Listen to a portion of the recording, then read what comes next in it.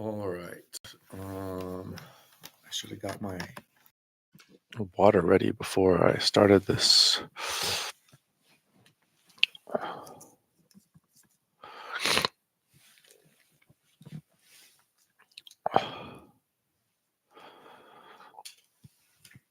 Gross. How do my little things to block the light always disappear?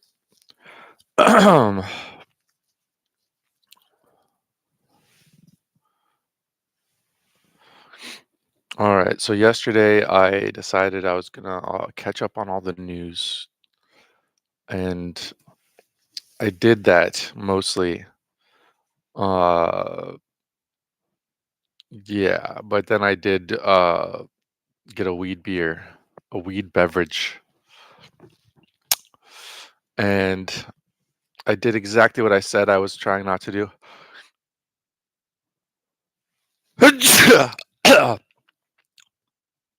Which is that I spent too much money.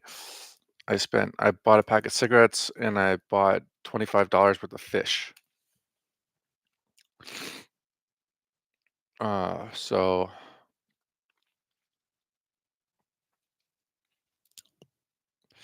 and then I became nonverbal because I was on the weed beverage, but I kept going on Twitter.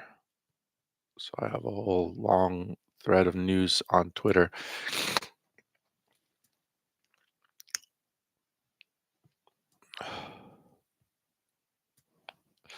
It is freaking freezing outside. Wind is blowing from two different directions at the same time. I don't know how that's even possible. All right, we're gonna get a new Fed chair soon.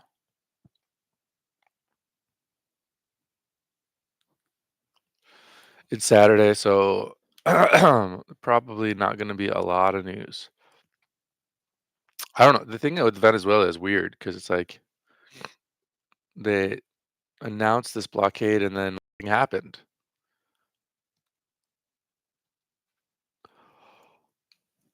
Oh, but I did put out this video, the video that I made about 6 months ago, and um, because people are talking about how it's been by Zach, the one person that occasionally likes my tweets.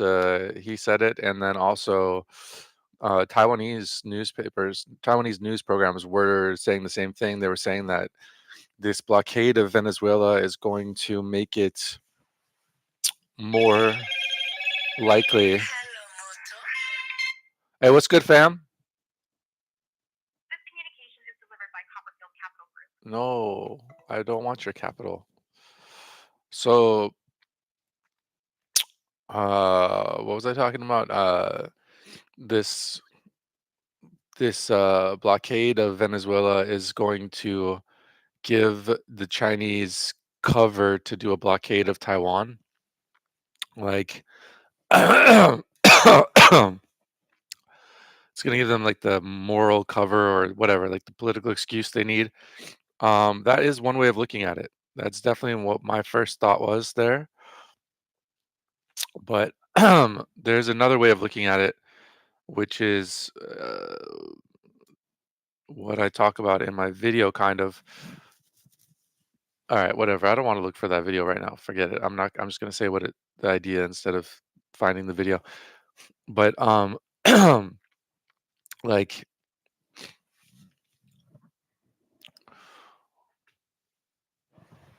um, as much as it's true that it does give China some sort of political cover, but at the same time, it demonstrates that the U.S.'s move to a blockade of Taiwan would be a blockade of China, blockading the Strait of Hormuz and blockading the Strait of Malacca, and keeping all oil coming from Venezuela um, out of the hands of China. So if you blockade Taiwan, we can blockade all energy supplies. Australia, will stop shipping you coal, they're going to be reliant on Russia. And the only thing they have is Russia, and Russia is like we are taking out Russia's oil capacity through Ukraine. We're using Ukrainian drones to take out Russia's oil capacity. So if you're China and you're looking at your only supply of energies is is coming from Russia, and we're slowly but surely whittling away at Russia's ability to supply energy. That's not a good scenario. So as much as you could say, oh, it gives them cover to do the same thing, it also is a threat that um, if you do that to Taiwan, we'll do that to you.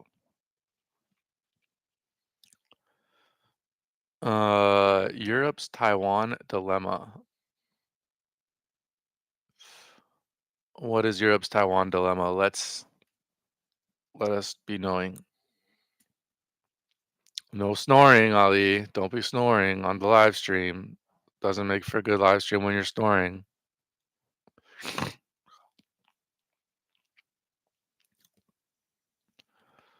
Oh, I wish I was leaving today. Fuck. I got like 4 days left. I should really go out and get some food. I don't know how I'm gonna manage to spend $0 between now and Wednesday.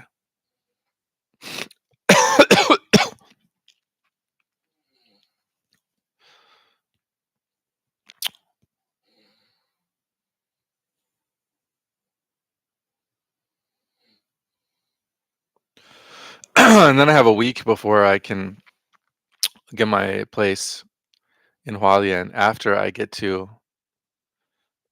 Taipei. I have a week.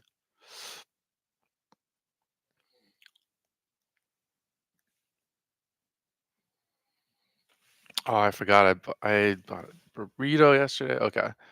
Anyway, so Europe's Taiwan dilemma. I'm really just looking for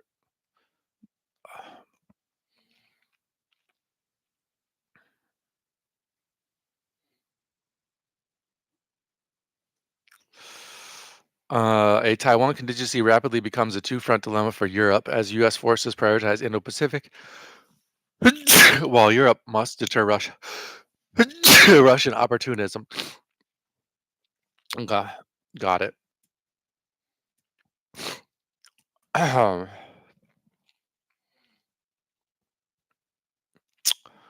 Are Japan and South Korea poised for a historic breakthrough?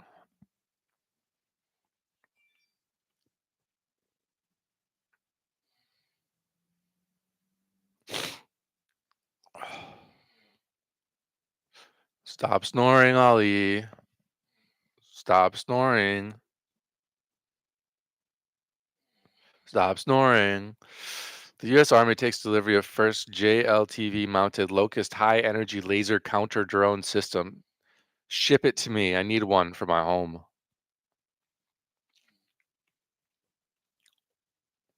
Russia deploys Chinese silent hunter laser in Ukraine to counter drones.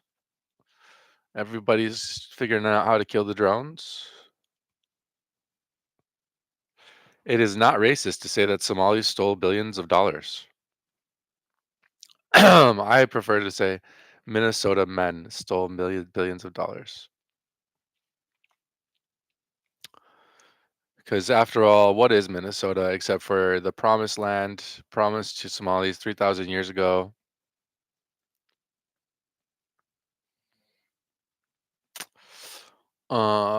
EU backloan to Ukraine leaves Putin money untouched and puts taxpayers on the hook.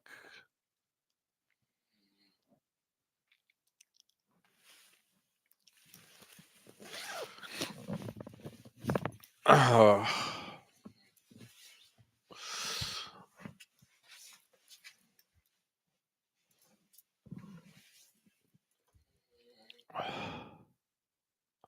There's still a war in Sudan? I didn't even know.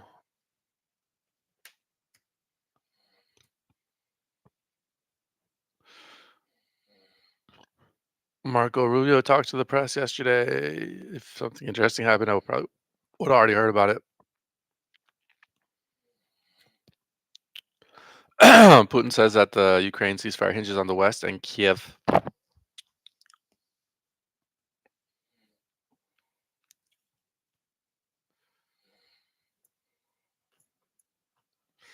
China firmly opposes to U.S. inserting erroneous Taiwan-related content in its defense bill. The U.S. has inserted erroneous Taiwan-related content into its National Defense Authorization Act for fiscal 2026, attempting to further arm Taiwan, interfere in China's internal affairs, and send a grave wrong signal to Taiwan independent separatist forces.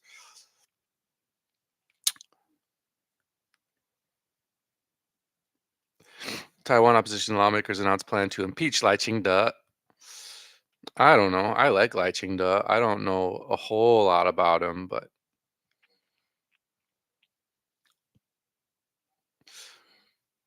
Lai, Lai Tai, Lai. The U.S. Made strikes in Syria. That's weird. Putin says that Russia and China ties are a crucial factor for global stability. Trump says that war with Venezuela remains possible. The United States is sanctioning 7 family members that are close to Maduro.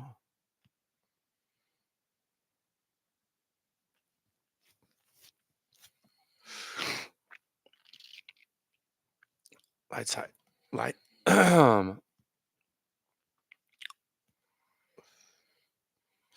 U.S. lethal strikes target 2 vessels as Trump reiterates possibility of war with Venezuela. The U.S. urged not to enforce negative China-related provisions in defense policy bill. Okay. Lithuania is buying weapons. Over 1,000 patients have died awaiting evacuation from Gaza.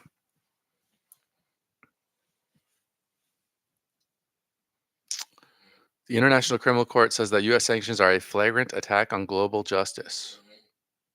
Stop snoring, Ali. You know it's not good for the live stream when you snore.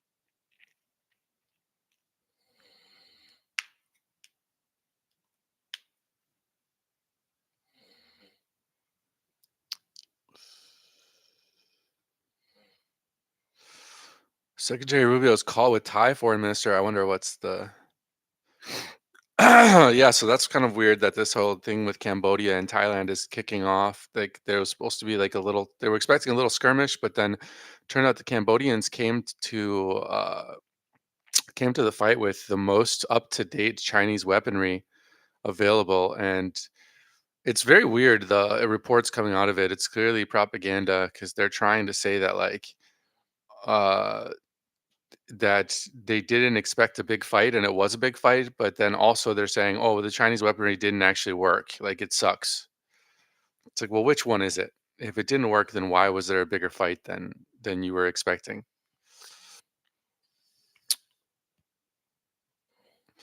PLA activities in the waters and airspace around Taiwan. Who cares at this point? I don't know. It just doesn't matter till they do something. All right, I think we're 24 hours into this, so let's just move along, see if there's any economic news. There probably isn't because it is Saturday morning.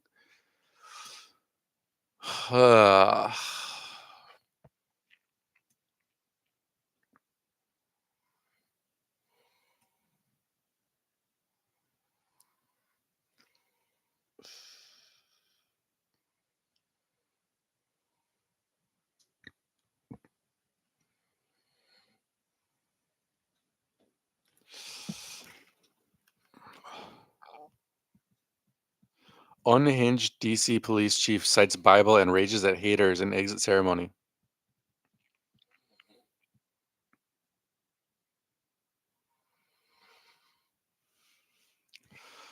Rent control creates ghost apartments. Well, the ghosts do need housing, so that's good.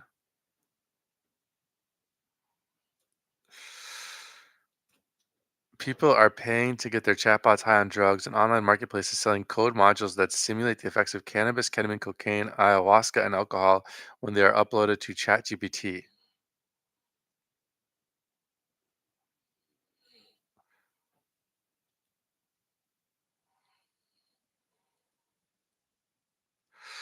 The crisis of disability in America.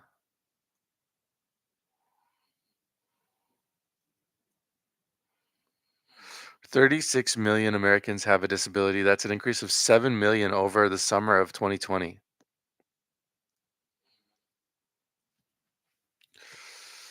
They're blaming it on the vaccines. Could definitely be the vaccines. It's also just a lot of people that I know that are not very disabled are on disability. Like, it's just like sort of it goes in hand with the overdiagnosis of things. If you just, oh my God, what is that animal? There's like the largest squirrel that ever existed out there. Uh, it's like a squirrel that eats raccoons for breakfast. So yeah, the overdiagnose. If you go to a doctor, you say, "Oh, do I have ADD, ADHD?" and they will eventually diagnose you with something. And then once you get that diagnosis, you can apply for disability with it. But also, boomers, like they're all getting older, and the older you get, the more likely you are to have a disability. I assume. I don't know if this is only counting working age population. I don't think it is. So as people get older, it's not surprising. As the average age of the population gets older, it is not surprising to see an increase of disabilities. That said, I'm not trying to defend the vaccines whatsoever. The vaccines probably did disable many people. Like me, I lost my sense of humor.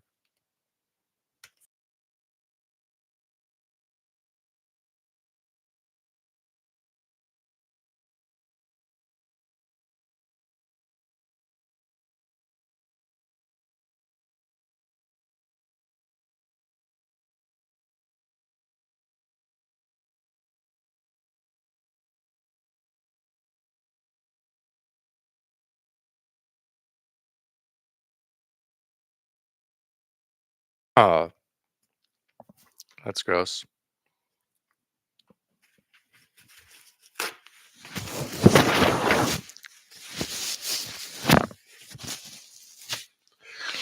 China says the region is closer to war due to the U.S. record Taiwan arms package.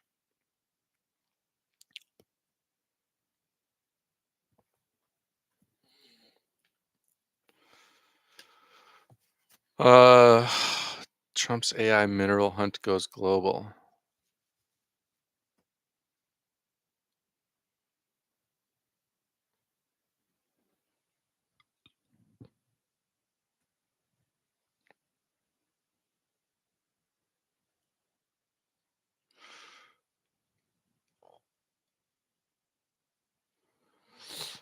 All right. Are we done there? We're done there. I'm gonna look at SEO. I've been, the whole thing is what I typically do is I try to like look through the global news and the economic news and stuff first, and then like the main course is meant to be SEO stuff. However, um,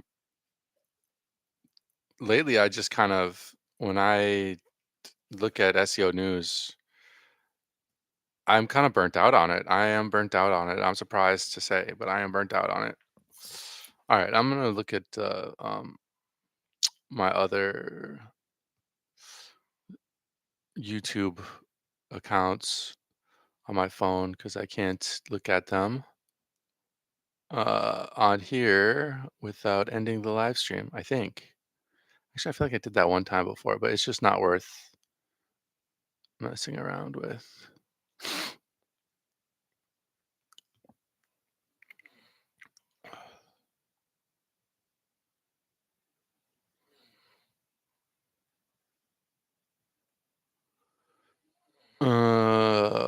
Okay, English videos about China. Cleared this out yesterday, so there shouldn't be a lot here. FBI arrests Chinese woman in LA planned bombings on ICE. Um,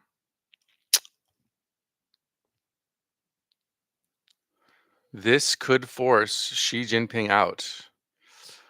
I mean, God, as much as the we've been talking about Xi Jinping leaving so much that at this point it's like just tell me when it happens. Until it happens, I don't care about any of the. But that's kind of it is the first step in understanding what is actually going on with Chinese leadership. So maybe it's something to pay attention to.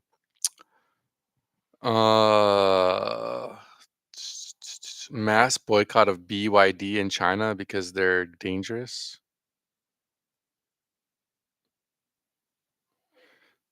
Cheap made in China Christmas gifts. Is Taipei still one of the safest cities? Let's discuss with Prazi. All right. I will go ahead and save that to later. A 2-hour live stream. Hope his live streams are more interesting than mine are. But they probably are, because clearly he has like a topic and he's gonna go. I just am documenting my life. I don't give a fuck whether or not it's interesting to anybody. I find it interesting. I fell asleep. I was looking through all my stuff last night. I was looking through my saved article list. I was looking through Feedly. I was looking through FeedSpot. I was looking for anything that was interesting enough that it could occupy my mind enough that I could fall asleep. And ultimately, I listened to my own live streams, and they were very interesting to me. So that whenever that happens, it gives me motivation to keep making these and keep making more of them, and to start to do what I said I was going to do, which is that like the first half of the day, I'm working on the live stream, and then the second half of the day, I'm editing the live stream because ultimately what I did on the live stream is the work. So I'm reviewing the work that I did, which I don't know should help, I guess. It's recursive. Chinese leaders panic as economic system crash threatens entire system. I didn't really read that. I didn't really look too much. I didn't fully consume the whole article by Lei, the video by Lei, about why China can afford a war and might want to go to war.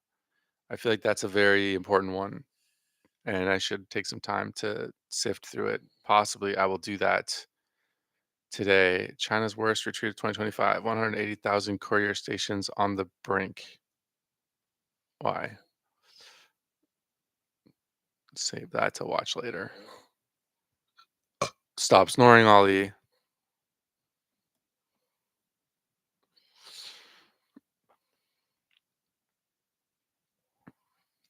Oh, Chinese tea chain Mixue opens first American store in LA. Interesting.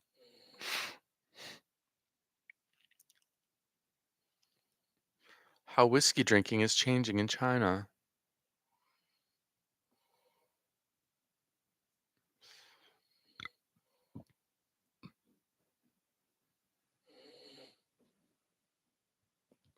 Live visits the Taipei metro attack victims.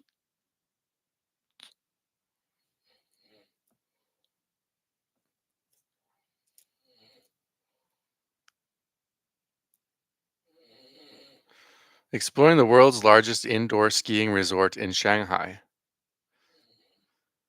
Oh God, there's no idea that there's no waste of money that they can't say yes to.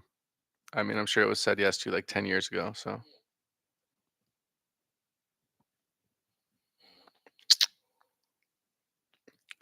year-end triple shock. Fifth plenum showdown ahead. Okay.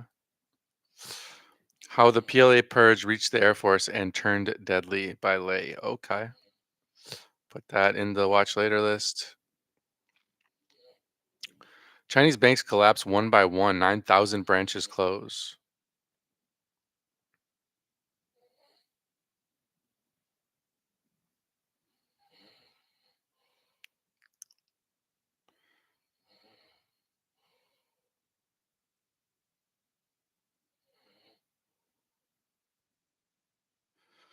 Panama's withdrawal from the BRI. Peru's rapprochement with Taiwan.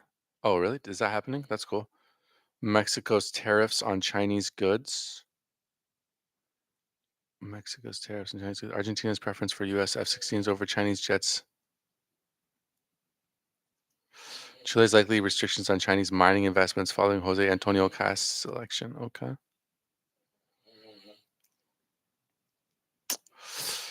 The China Show Boys got a 2-hour live stream called China's Major Infrastructure Collapse. Daniel Dumbrill, why I ditched US green card and Taiwanese passport for 1970s China. Oh, I see. Okay. Interesting. I'm gonna put that in my list. I probably won't watch it, but I'll give it a little chance and see if bloody revenge wave sweeps through China. CCP officials flee in droves. Yeah, I don't really believe that. China on the edge of historic upheaval. Oh my God, we've got two different sources of snoring going on at the same time here. War incoming. China fears shifts funds to West. Shanghai turns into a ghost town. That one is interesting. Gonna have to take a look at that. Okay, and that brings me back all the way to where we were yesterday. That was a lot of videos though. And then I still want to look at Lay's video from yesterday more thoroughly. So, all right, moving on to US.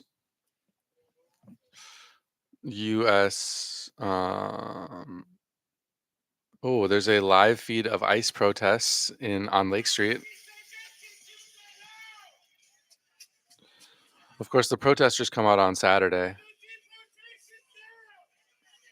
but the ICE comes out during the week because they're government employees. They work on a government employee schedule. And then the protesters are busy working all week, and then they come out on Saturday to pointlessly show off that they are against the deportations. If you want to accomplish something, you got to be there during the week.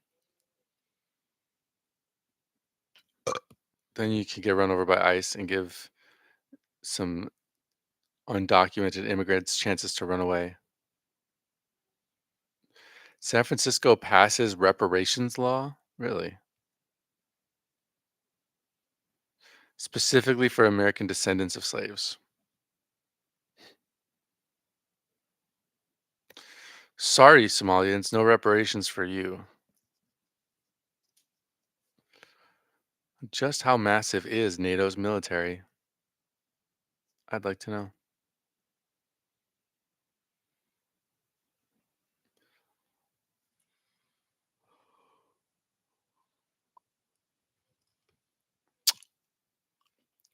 Putin warns that by surrounding Kaliningrad, they're going to create a larger European war. The UK is in serious trouble.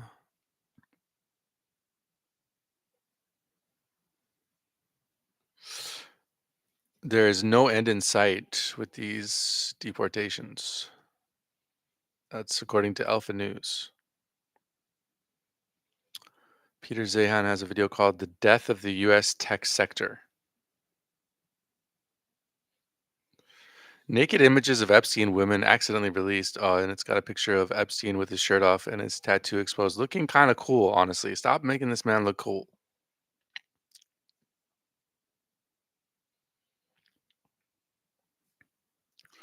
Ukraine takes the war to the sea. Third Russian oil rig hit. See, that's what I'm talking about. China, can you depend on Russia for your oil while they're at war with Ukraine? You might have to end the war in Ukraine just to attack Taiwan. But if you end the war in Ukraine, that means that everybody's focus is going to be on Taiwan.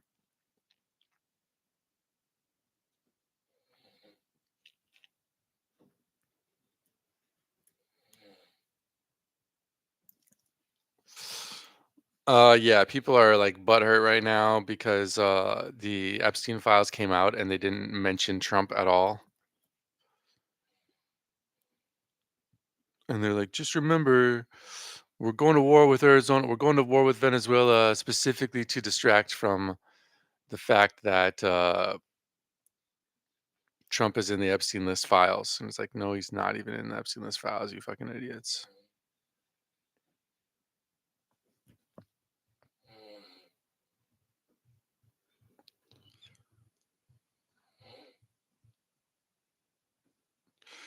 Wait, 3 people shot on Metro Transit bus in North Minneapolis.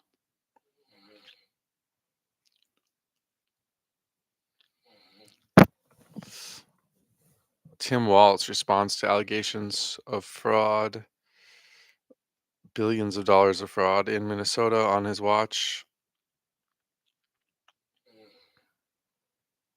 Stop snoring, Ollie. Uh,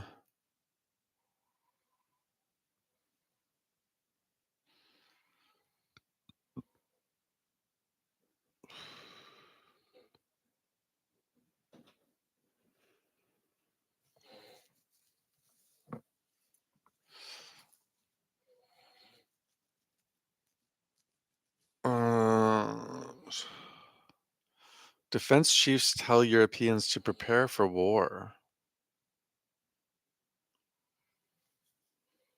Obviously, prepare for war is always a stupid phrase because, like, again, the job of the military is to prepare for war. So when you say, "Oh, they're telling us to prepare for war," does that mean that they're saying a war is about to happen, or are they just saying, "Do your job"?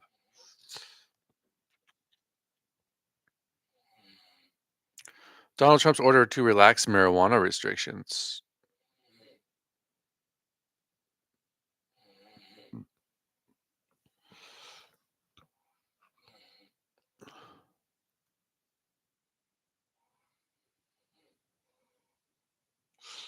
If I could move anywhere in Minneapolis, I'd move here. Let me guess, Linden Hills.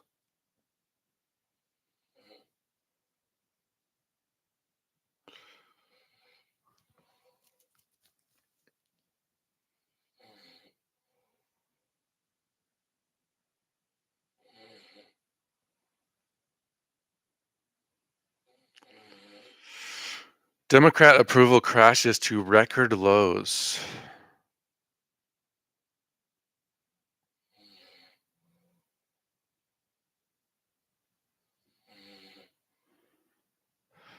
Trump's not gonna let them play this game. Okay, I've got a million videos I saved. None of them I really care to watch, but like I'll skip through them while playing Clash Royale later.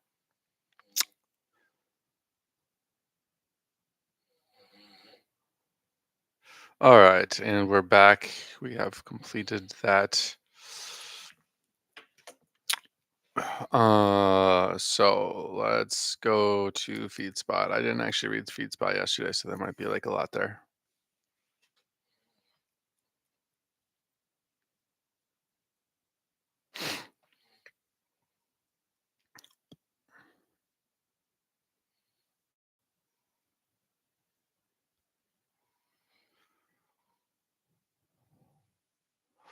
I'm kind of mentally debating with myself here whether or not to read like the Liberty News from Taiwan.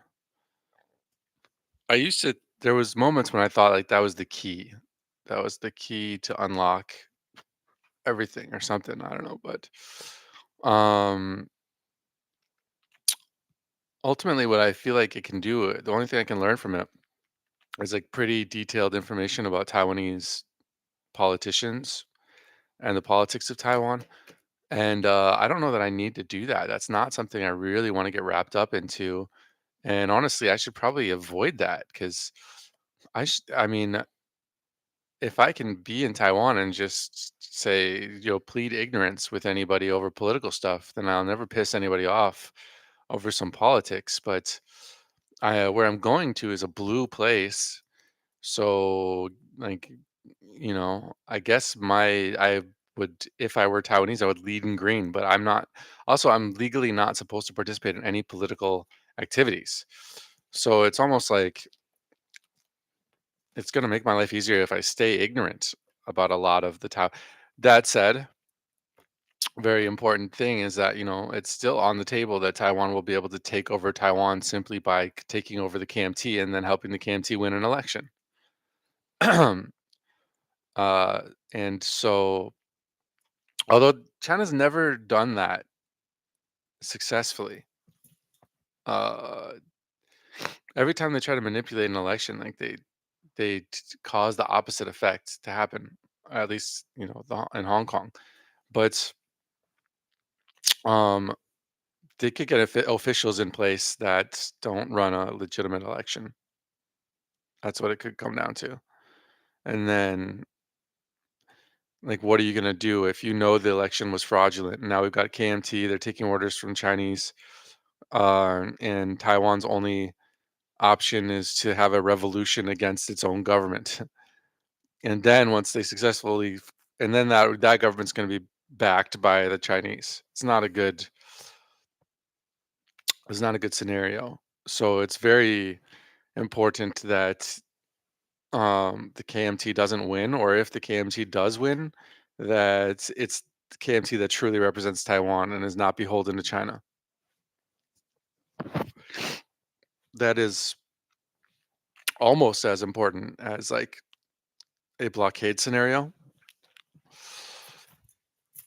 Um, so I don't know, it might be worth paying attention to, but like I said, for my personal life, it would be better if I can plead ignorance about all Taiwanese politics, like at the local level. Anyways, Kazakhstan is on a irreversible collision course with Russia. Unvaccinated children are far healthier than vaccinated children. No surprise.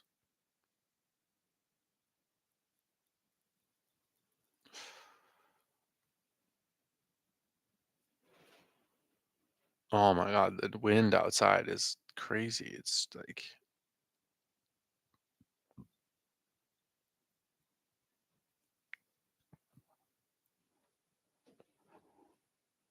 U.S. regime change front funded Nepalese youth revolutionaries, according to leaks.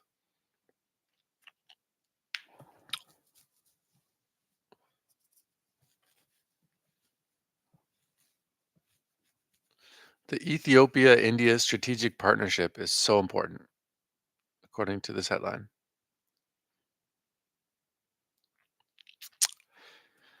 Is Iran joining Muslim NATO? Saudi Pakistan pact and shifting world order.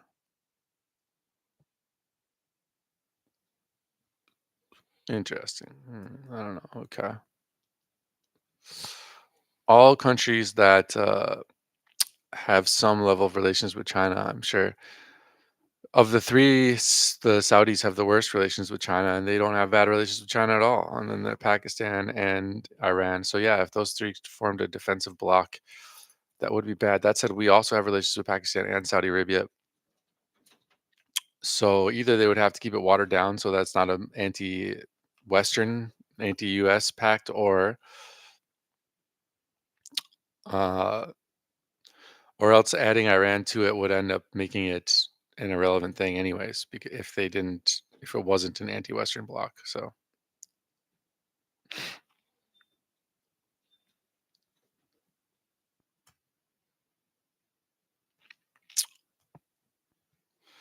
All right, let's check out Gateway Pundit. I always like me some Gateway Pundit. It always has interesting articles, even if I don't agree with them. They're always interesting.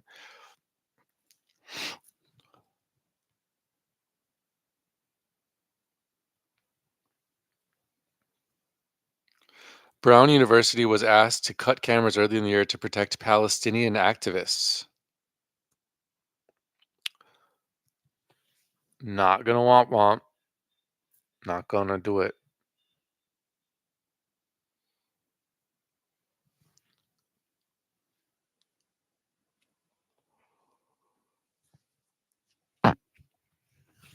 The myth of missing ICE detainees.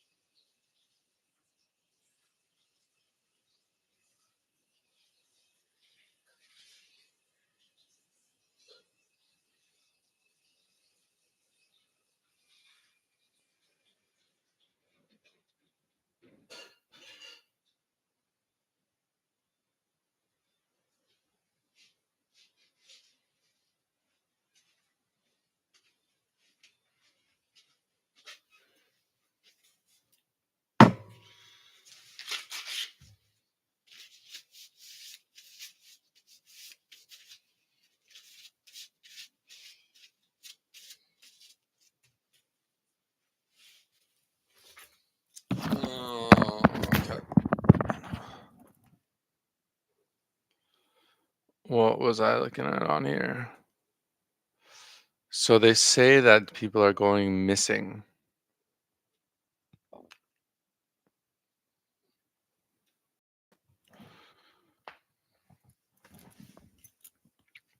Claims that they're going missing typically stem from misunderstandings of immigration law and detention procedures rather than actual disappearances. Kind of what I was expecting it was going to say. Um,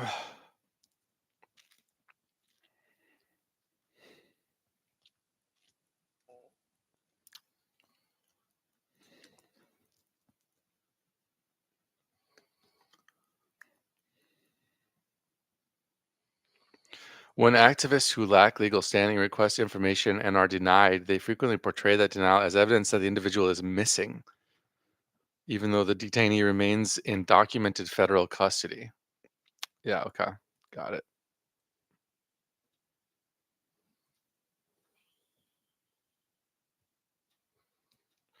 Not that I trust the federal government, but I even less trust those activists.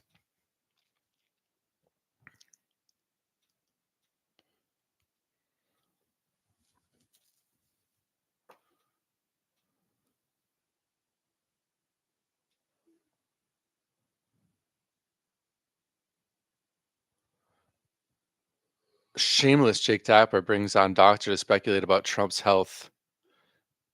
I don't you can't really complain about that after the things that everybody said about Biden.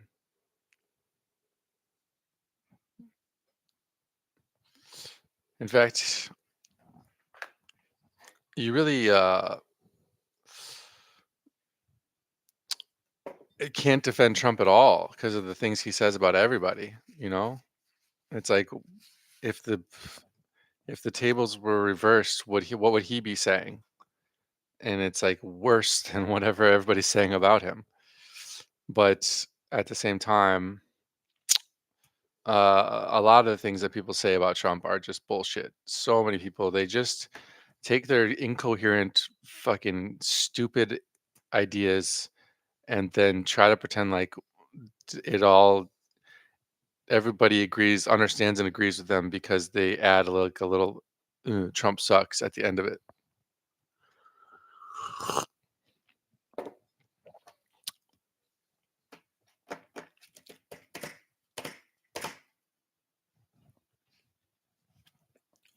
Like, yeah, we want all these policies and then nobody even wants, nobody needs, but Trump sucks. Yeah.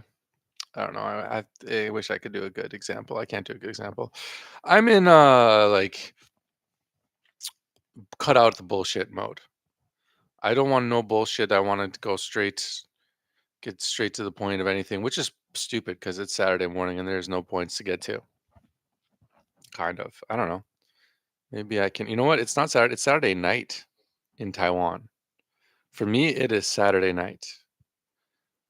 It is. What time is it in Taiwan? It's noon here in Minnesota.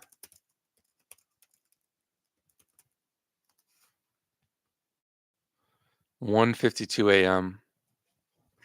So it's Sunday morning in Taiwan. So this time tomorrow, it'll be Monday morning in Taiwan. So that means I have 24 hours to get ready for Monday in Taiwan.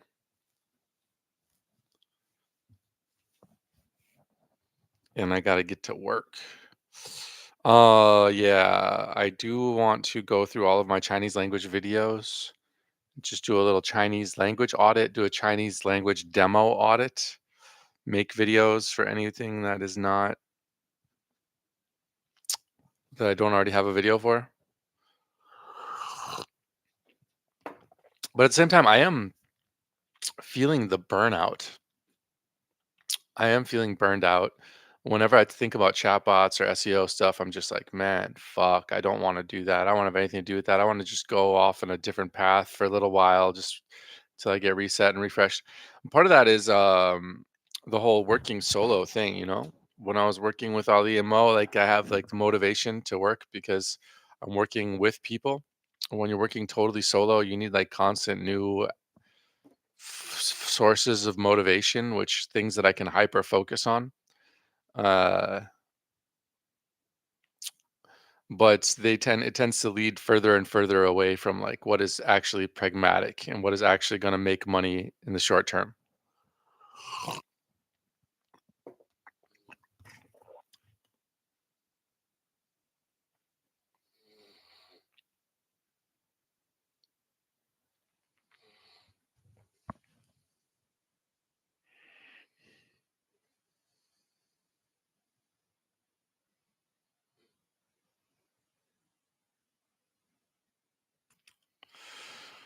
Ilhan Omar doubles down on support of Meals Act that allowed American taxpayers to be defrauded of billions.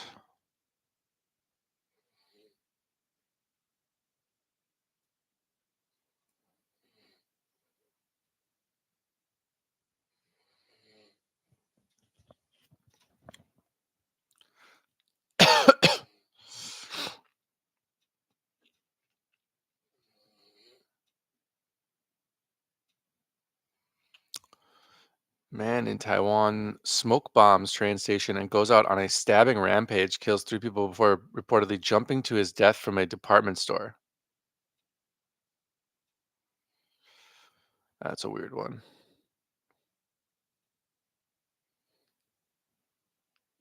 And it's funny because last night when I said I was listening to my live streams before I fell asleep, and I was listening to the one where I talked about the Taipei train station, and I was just and how I wish I was there.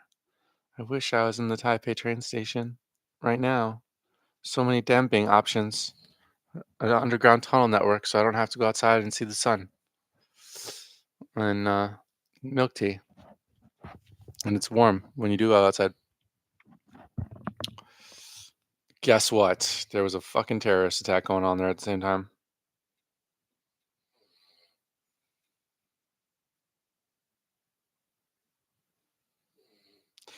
All right, that's all for today as far as that goes. Um,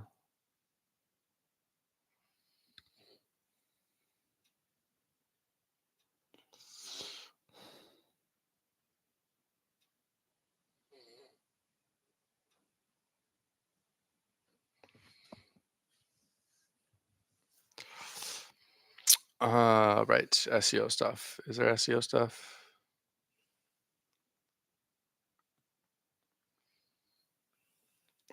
Maybe I just won't read the SEO stuff right now.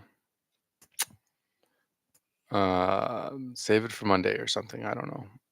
Save it for tomorrow. Anyways, I'm gonna listen to those videos. I'm gonna switch over to documenting via X post.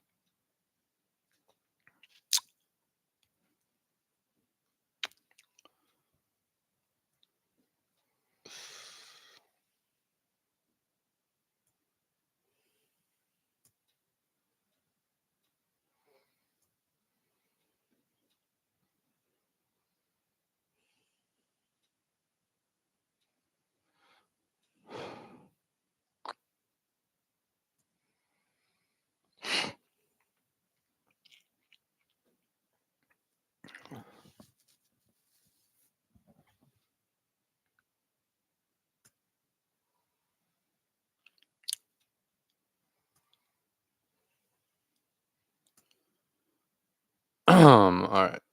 I'm gonna.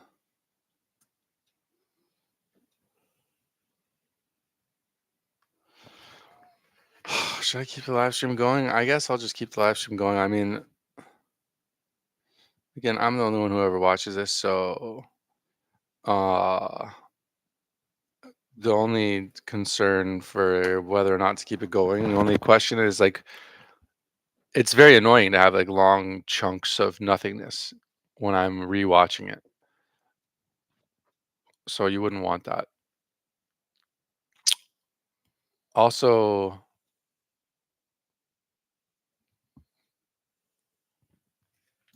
let me check my um I did get a content warning, like a copyright warning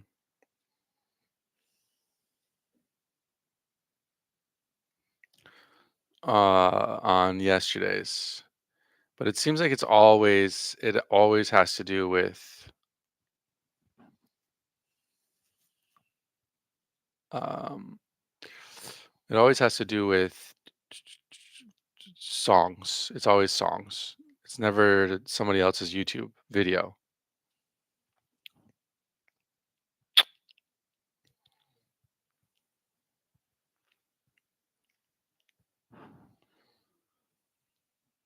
So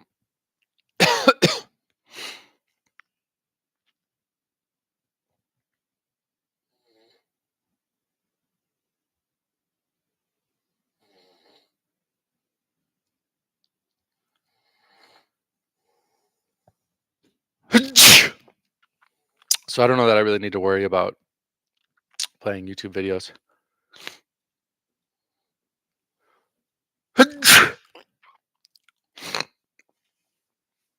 All right. Let's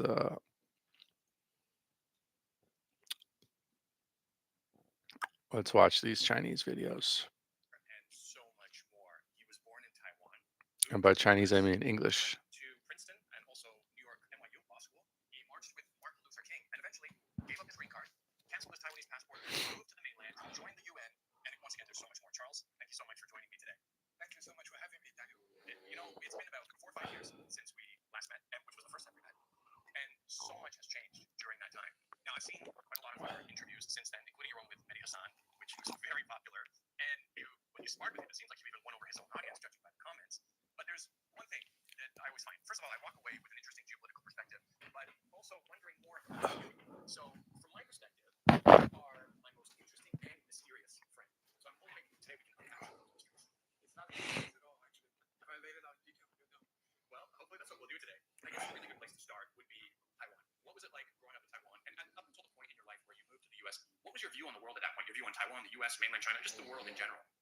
It wasn't a view at all. I was 11 when I moved out of Taiwan. I was too young. And I went to Fuxin Xiaoxue, which is founded by Madame Chiang Kai-shek, for the sons and daughters of senior officials who went to Taiwan from Chongqing. Oh, your favorite place? My favorite place, my hometown now. Yeah. And so I was really too young, but it was very Chinese because everybody around me at the school and neighbors were all from the mainland. So it wasn't, as they claim, Taiwanese, so to speak. Okay. All right. So when you did get to the U.S., though, and you finally, as you got older, you did start to develop some opinions on geopolitics of the world around you. Oh, yes. What was it? Was it very different from what it is now, or where did you start in the thought process? Okay, the three things which are really, really different. One is at that time, young people still had a sense of justice and fairness. and a lot of kids wanted to do stuff with developing world, including, as you probably know, about Peace Corps and so on. Most of that is gone today. That's one side. Second side, people are interested in the sciences, engineering, so on. But nowadays, only financial engineering and nothing else. I remember when I went to law school, there was still people who wanted to do civil rights, who wanted to do the right thing. But shortly thereafter, it was all MBAs, business school, and Wall Street. And that really pushed people in the direction of quick flips, not real solid things. So I think that's the second change. Third change is American exceptionalism. Okay, what the hell is he talking about? There's no social justice warriors on campus in America anymore? That doesn't make any sense. The thought that we're different from the rest of the world. We are right to be able to bully people. We're right to be able to conduct wars against people, especially beating up on the young, on the small and the weaker countries, right? But I don't think that was the case then. That's why there was the so many students and young people demonstrating against the war in Vietnam. So this guy has like the exact opposite life story that I have. He was turned into a anti-capitalist by a capitalist country. He went to America and then he became anti-American and then he decided to go to China. I went to China and then became anti-communism. And now I'm moving to Taiwan. Cambodia and so on. But that today, I'm sorry, what's happening at the Gaza, for example, right? There are still some objections in the U.S., but nothing like the level of the Vietnam War. Right. Against the war in Vietnam. There was a greater consensus against the Vietnam War compared to what we're seeing. That's right. Today, the U.S. That's remarkable because, the media is a little bit, less centralized than it was before. The tools are available for people to not get stuck in that trap. That's right. Now, as you were working your way through growing up in the U.S., you also got involved in civil rights movement and marched with Martin Luther King, as I understand correctly. It was very clear that there's heavy discrimination against minorities at that time, against blacks, against Puerto Ricans, against Chinese. You know the expression they use on Asians, right? Gooks, chink, slant-eyed. That was all over the streets. But unfortunately, that just didn't stand up on what the U.S. was preaching about equality. Okay, the people issuing those slurs, those were Guidos. And also, oh no, I had something else to say right there, but I don't remember what it was, so never mind. Justice for all. So it was very clear that the conflict of reality versus what is being preached. It's very obvious. I joined the march of Martin Luther King for civil rights against the war in Vietnam demonstration and the protection of Diaoyuda, the islands that the should belong to Japan, when it's historically always been Chinese. Oh yeah, the other thing I was going to say is that I mean,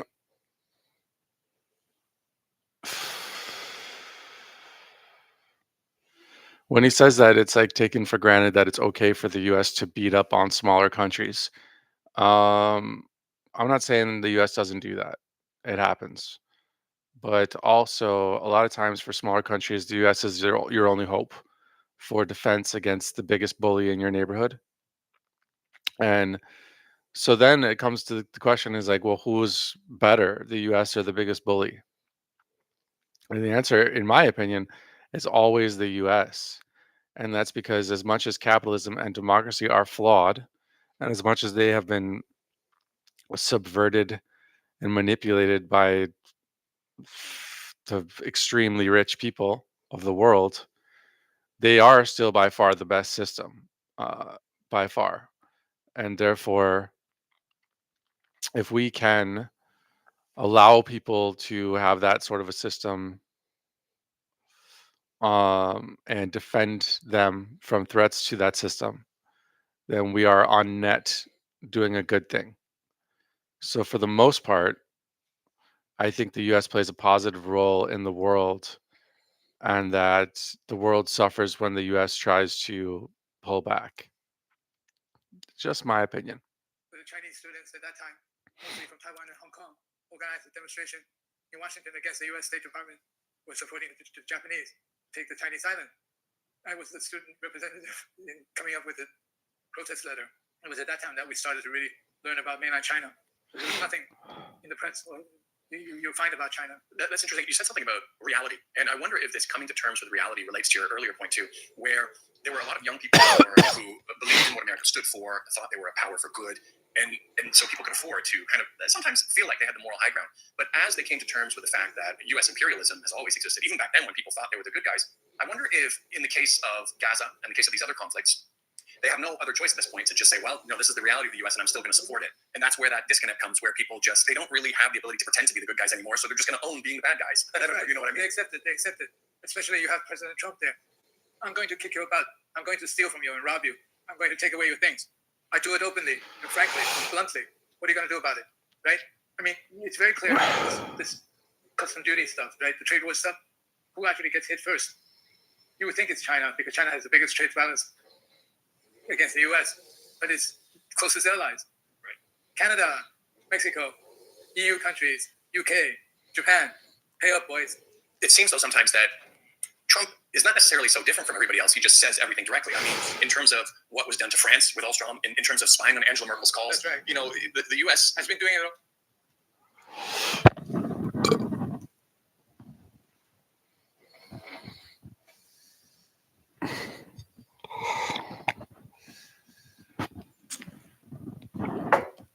I don't know that these guys know what they're talking about, which is normal when people criticize Trump. They typically just have no fucking clue what they're talking about.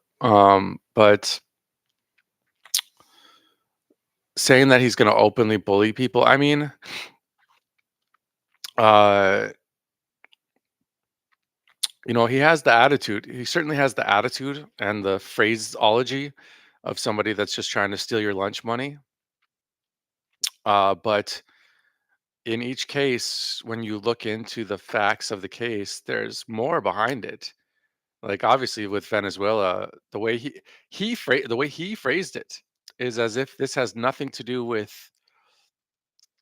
ideology. It has nothing to do with you know, the broader geopolitical context. Uh, it only has to do with us wanting our shit back, and that is totally not true at all. It is extremely uh it's extremely related to the ideological struggle and the larger geopolitical context. And you know, obviously, the U.S. has been against Venezuela ever since the Chavez Revolution, and rightfully so. And if you're going to be a president that is one that finally manages to end the regime set up by Chavez, that's a good thing.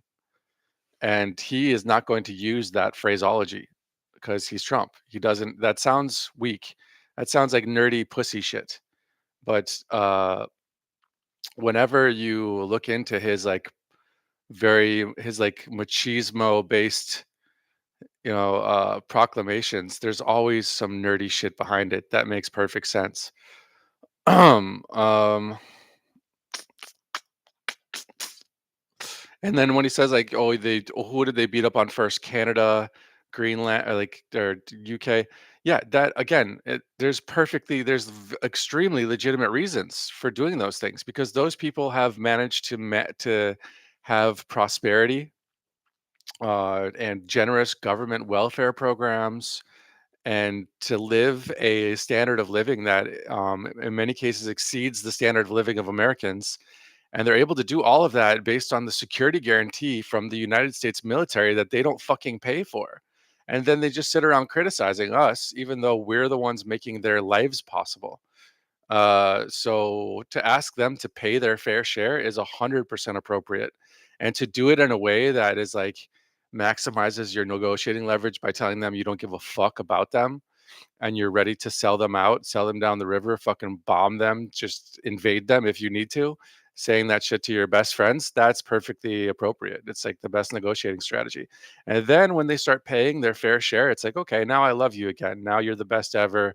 We love Greenland or whatever, you know, but like all the things he's saying, it seems like if the only thing you know is like his tweets and then a bunch of lefties like complaining about his tweets and making fun of his tweets and criticizing his tweets, then you have a very distorted view. But if you understand the policy, uh, the lay of the policy land way before Trump even came onto the scene, then you understand that everything he's doing makes so much sense. all along. Right, but it's just Trump says it outright directly. The others try to cover it up. Right. They're better pretending to be the good guys. But this is why Trump has been wonderful, because he basically tear up the pretense for the whole world to see. This is what the U.S. is all about. So eventually, you do, I don't know if give up on US is the right word, but you decide to leave the US and not to go back to Taiwan, not to look for opportunities in Taiwan, but to go to mainland China. So how did that happen, and why did you choose China? After coming into contact with the Chinese delegation to the United Nations, we didn't know anything about China, especially from Taiwan, in New York. But it was very interesting because they organized a lot of events. We met them. They're not these crazy monsters. They're nice people. And they organized events for Chinese New Year, for different holidays. And then Yeah, not only are they not crazy monsters and they're nice people, they're like the nicest people you'll ever meet. And part of the reason they're so nice is because they're trying to corrupt you.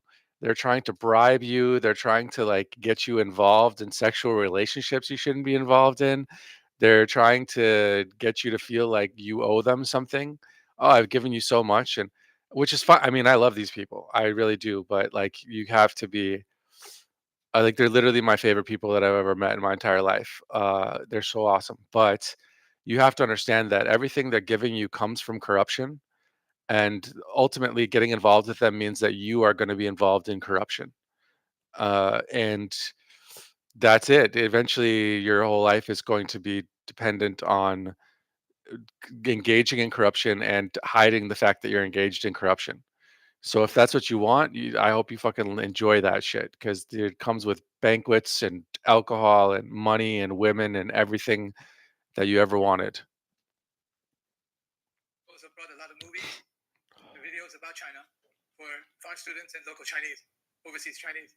And we started to learn about China and shortwave radio picking, right? So we started listening to this stuff as well. So it was becoming clearer and clearer that what they say about China is just not true. China is a country in which the government is trying to do something for the people, not for the very rich, not for the elite of the society. And that became a turning point for a lot of, not just me. And as I said in some of my interviews, Gooks, Chinks, and so on and so forth, just made me want to Man, this guy should have got purged by Deng Xiaoping. be Chinese even more. Right. And there was so much depth to the Chinese culture and history that the more I studied it, the more I find it fascinating to be part of it. And a sense of pride as well. That's right, absolutely. Now, did any of your friends or family, when you made that choice to cancel your time, Oh pass? boy. That's what I want to know. Well, my grandfather was a general in the Kuomintang army. But I did something that really made him very happy. Okay.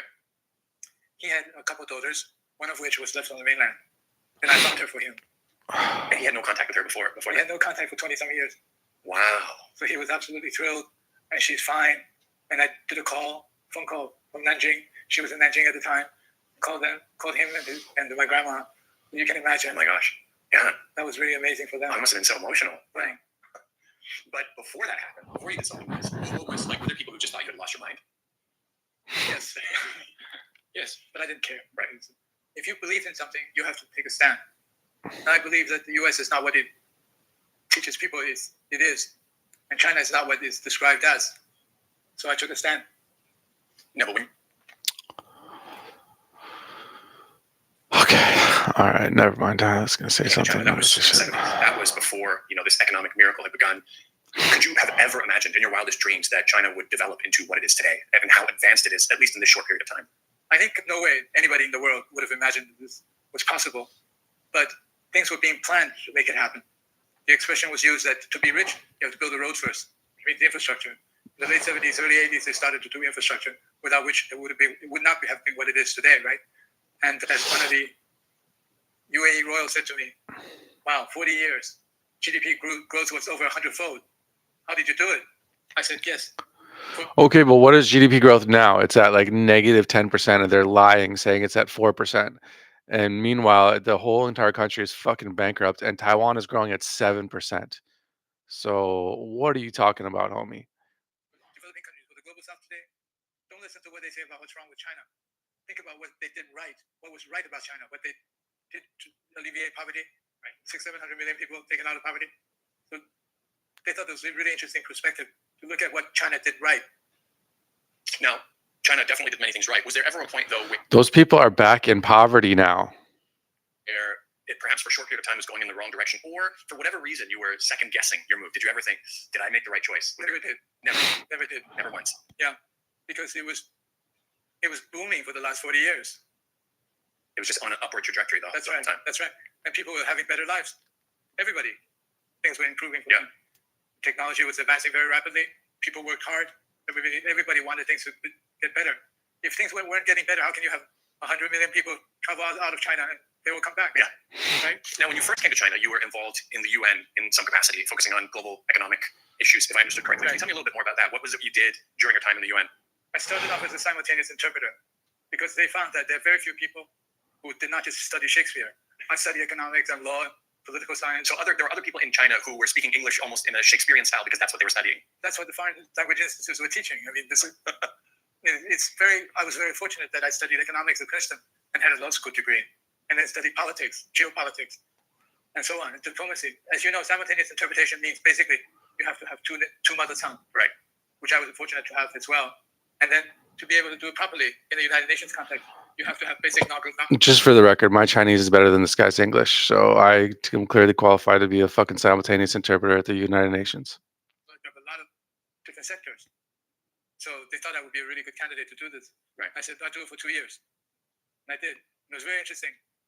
Sitting with the chairman of committees and so on and so forth in the United Nations General Assembly, many of them were ministers, they were prime minister. And I found, gee, no big deal. They were just people as well, right? So it gave me a lot of confidence pursuing what I wanted to do later. Right. And then you continued after the translation part in Right. other roles within the UN. Yeah, as Secretary of Negotiations for ONEC. These two men right here are oppressors. They are oppressing the people of Hong Kong. They are oppressing the people of Tibet. They are apologists for a regime that is engaged in genocide and organ harvesting. Just want to establish the context. Economic matters, served as Secretary of the Group of 77 developing countries, and all kinds of trade negotiations, development assistance negotiations, and development projects for different countries in the global south. Right. Did that all together 15 years. Wow. Which is a long time. That is a long time. Been to a lot of countries in the process. I saw in one of your interviews you mentioned that you were kind of awoken to the extent of global economic inequality during your time at the UN. So was there specific things or specific events? Like what was it that you saw specifically that kind of created that awakening? It was really quite obvious. The wealth of the West was based on plundering from the global south. Because going to African countries. Okay, this is something a lot of people think, that the wealth of the West is based on plundering from the global south. That is totally fucking false. Now I could see why people assume that, because the plundering happens. There's no doubt that the plundering does happen. But here's the thing, the reason why the plundering happens is because the West is wealthy enough to plunder, and the other countries are not wealthy enough to defend themselves. And the reason why that happens is because capitalism is a wealth generating mechanism. And anybody that goes against the US, what's the first thing they do? They abandon capitalism because they think that capitalism is imperialism and they want to be against all of it, whatever, It just makes perfect sense that if you're going to try to stand opposed to the US, your first move is going to be to abandon capitalism. So what happens when you abandon capitalism? You impoverish all of your people immediately, and you're never going to fucking recover. And you come up with all these government programs that you think is going to save you from the poverty. It's not. The only thing that can save you from poverty is capitalism. And you're probably not going to do capitalism because all of your allies and all of your supporters are against the US and against capitalism. So you end up poor and weak. And then the US continues to be rich and strong because we are a marginally capitalist society. We're just barely capitalist. And that's why we get to plunder, because of that. If you just stopped, just were completely anti-socialist and went for unbridled capitalism, then you would in short order become so wealthy that nobody could ever plunder you.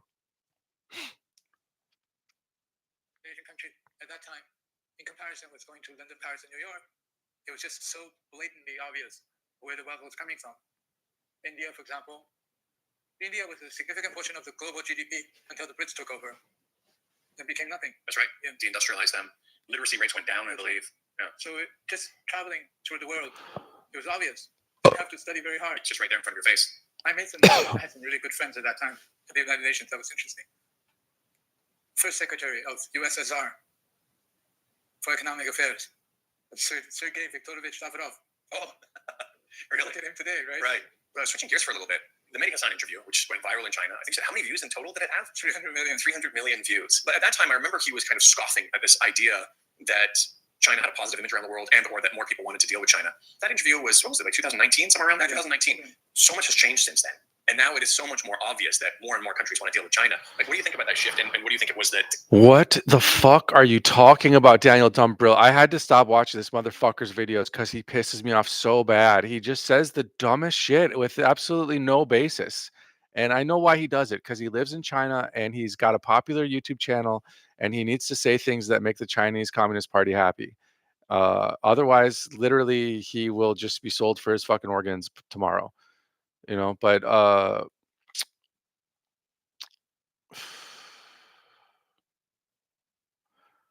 had to stop watching his videos because they give me too much rage. And when he says that, like, based on what? How are you going to say that China's image is better now than it was before COVID? You're totally wrong. The only person that would ever say something like that is like a government official that's trying to comfort themselves. Which is probably who Daniel Dumbrill surrounds himself with when he's not making YouTube videos. In fact, this guy that he's interviewing is probably a government official in some capacity at this point. So, yeah, Daniel Dumbrill is full of shit and he's a fucking idiot. Uh, and he has been completely corrupted by the Chinese Communist Party. Nothing that he says should be taken as anything other than Chinese Communist Party propaganda, which is true of anybody living in China, because you can't freely speak your mind in China unless you're going to toe the party line. I mean, look at these guys, the China Show. They are, they're the biggest anti-China guys around. But when they were in China, what were they saying? They were talking about how China's fucking amazing and China's awesome. Why'd they do that? Because that's what they have to do. That's what you have to do when you live in China. If you want to be popular on social media, you can't say anything. You can't even say neutral. You have to be fully in support of the Communist Party of China. And that's not even easy, because you have to read the tea leaves to figure out what is their latest like messaging campaign and make sure that you are in alignment with their current messaging, so then you have to like keep up on all the fucking palace intrigue and figure out who's up and who's down and who you're supposed to support in social media. It's not, I don't envy this guy, actually. I feel bad for him that he's playing this game and he's stuck in this game. Meanwhile, I'll say whatever the fuck I want in Taiwan. Cause that shift? Well, a couple of things. Number one, the Chinese are humble. They don't want to go around and bully people. If you look at Chinese history over the last several thousand years, you've never seen China colonize anyone, right? You'll never see China colonize anyone? Are you fucking kidding me? What about Tibet? What about Xinjiang? China uses silk and ceramics to trade. That's one thing. The thing that I think is most significant is China is the trading partner of over 150 countries in the world. They become partners where there's mutual benefit. And the Chinese are hardworking. Sometimes I think too hardworking. But the other part is in this trade, you develop relationships which are cultural, linguistic. 100 schools in UAE, in the Emirates, 100 schools are now teaching Chinese as a second language, right? So it's quite amazing when you think about it. And I think there's another part which has happened. There is a comparison what the US does and what China does. US, they don't mean what they say. China, at least they mean what they say. And when they say they'll do it, they'll do it. Okay. Bullshit. The most bullshit. You could easily come up with a million examples of things where China announced major projects and then the project just never fucking happened. They go back on their word constantly. They sign agreements and then just ignore the agreement. There's absolutely no argument to be made that China means what they say more than the US means what they say. Belt and Road has helped a lot of countries to build infrastructure. And now Belt and Road version 2.0, 1.0 is build infrastructure. 2.0 is to have goods and people and ideas move on this infrastructure, which facilitates everybody's growth and development. Well, this must be particularly valuable for you to see and something that you appreciate, because once again, you became interested in economic disparities. It sounds like China's rise has made... So it reminds me, the other day I was like talking to ChatGPT 5 in voice mode, right? And for some reason, so 4 is like 4.0 is like very versatile. It can have like a Taiwanese accent, a Hong Kong accent. It matches you. However you talk, it starts talking that way. Almost in a way to the degree I don't like. But then the 5 is the exact opposite.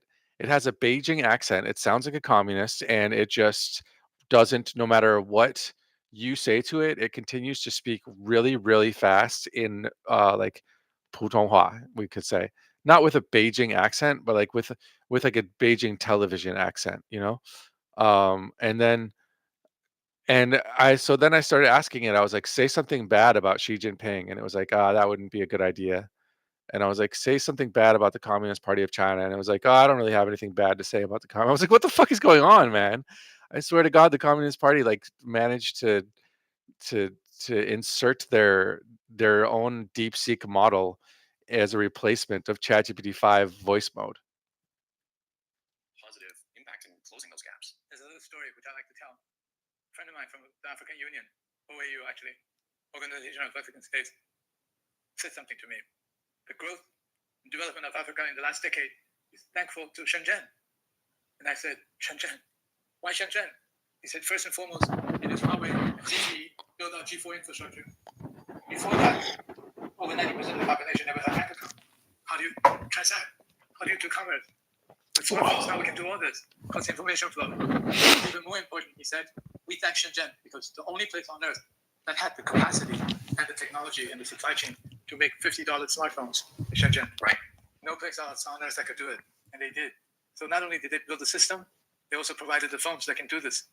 That can make things move more quickly in Africa, make growth more rapid in Africa. Okay, great.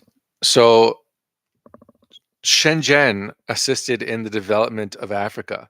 Awesome. Who assisted in the development of Shenzhen? Nothing that happened in Shenzhen would have been possible without Japanese investment. And the other part is that increasingly, there are African countries which are learning from the Chinese experience.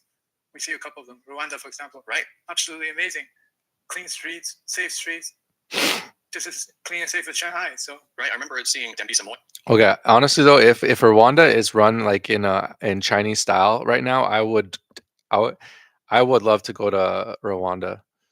Let's all move to Rwanda because I hear they have really sexy girls that sing Chinese songs, and that's really the only thing I care about. yes, We talk about that and saying that perhaps people should be looking at China's system as a method for developing. I see a lot of these, quote unquote, kind of anti-China people who always talk about the superiority of their Western systems because Ha, they're talking about me. insult their leader. They can go out in the streets and scream all they want and they can protest. Now, ignoring for a fact there are protests that happen in China too, and they actually affect changes. Oh my God, shut the fuck up, Daniel Dumbrill. You're so fucking stupid. You're such a piece of shit. These different systems stacking up. I think ultimately every country and every civilization and every people has the right to decide what they want for themselves. And that's one thing, is has the right to decide. But even more important, the leadership has to plan on growth and development and improving the lives of their people based on their specific circumstances. For example, the countries in the Middle East that I've visited very often the last couple of years. Actually, the leadership doesn't need to do that. What they need is to get out of the way, let the people make money, and the people will make money. What stops people from making money is the government over-regulating them.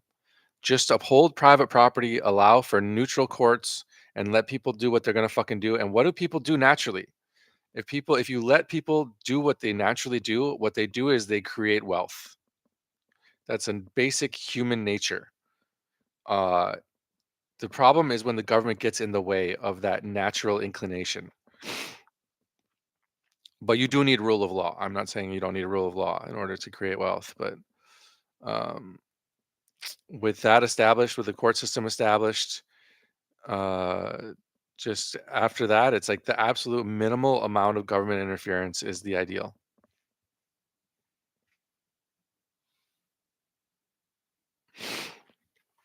I just got my ass beat in Clash Royale. I'm gonna try to find.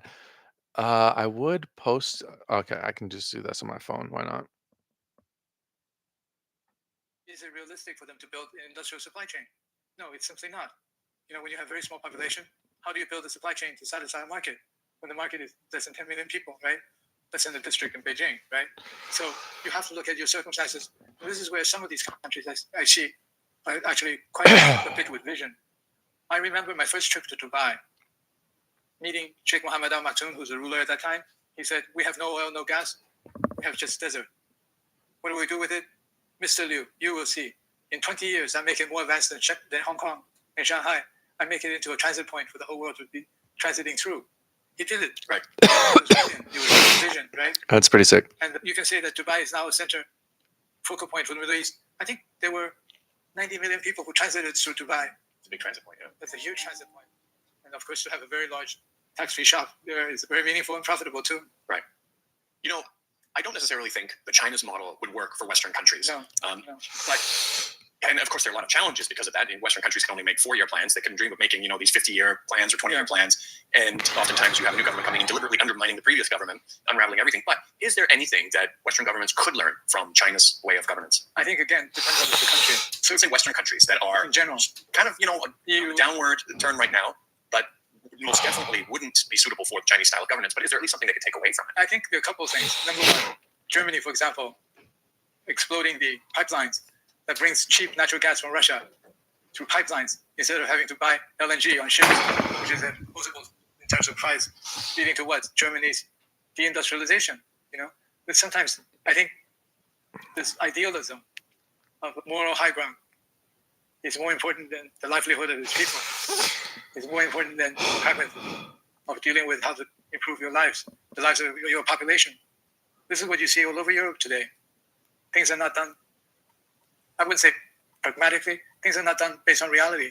I mean, these sound like really basic things that they should be able to learn on their own, even without China. Exactly. Do things in accordance with reality, be pragmatic. That's right. But it would, even then they need to look at China in order to realize that maybe we should do this too. And then all this stuff about moral high ground, right? Holland, what it did with the chip factory, taking it over based on the 1952 law during the Cold War period, national security, and basically confiscating Chinese asset. Yeah. Now they're backtracking on it pretty That's quickly. right. They've realized they can't do just that. get away with that. That's right. But that's a precedent that Trin said. It's just like the U.S. weaponizing the dollar, right? With sanctions. My friends from the Middle East are saying, gee, we got to diversify a little bit our portfolio. After they saw what happened to the US or what happened to China in Russia, actually. Okay, yeah, because that's what I'm thinking, because China's obviously showing they can exert economic pressure on others also, but they're only using it when they themselves are threatened. Whereas Only when they're responding. Oh yeah, they're only. Oh yeah, only. Oh yeah, only. Shut up. Demands that should have nothing to do with the US to begin with. Fortunate for China, China's What are you talking about? Right. Give me an example. Give me an example, motherfucker.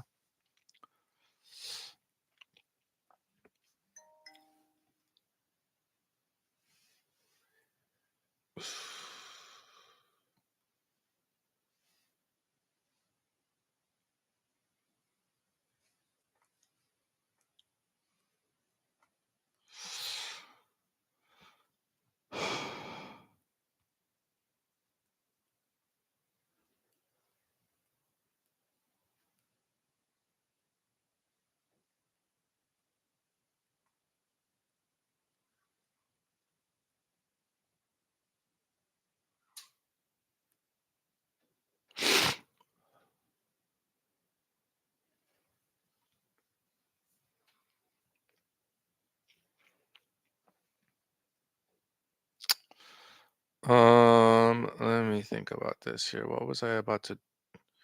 Oh yeah, I just need to know what time we're talking.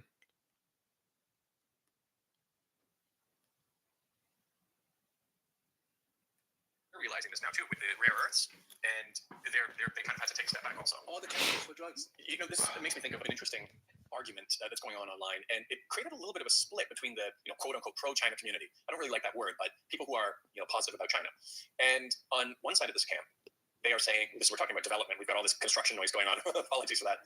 But on one side of this argument, there are people who think that the U.S. has already abandoned their containment strategy against China because they think it's hopeless, and now are seeking more of a coexistence model. And there are other people who don't think that at all. Where do you stand on that? I think there are diverse views in the U.S. You don't know how long President Trump is going to last, right?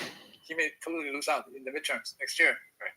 And there are more than these two views on China in the U.S., especially among the elite. I think increasingly the more sophisticated ones are realizing that you just cannot contain China. I'll give you an example. Batteries, especially for electric vehicles. The biggest makers are CATL and BYD. CATL built the production line in 10 months. Why?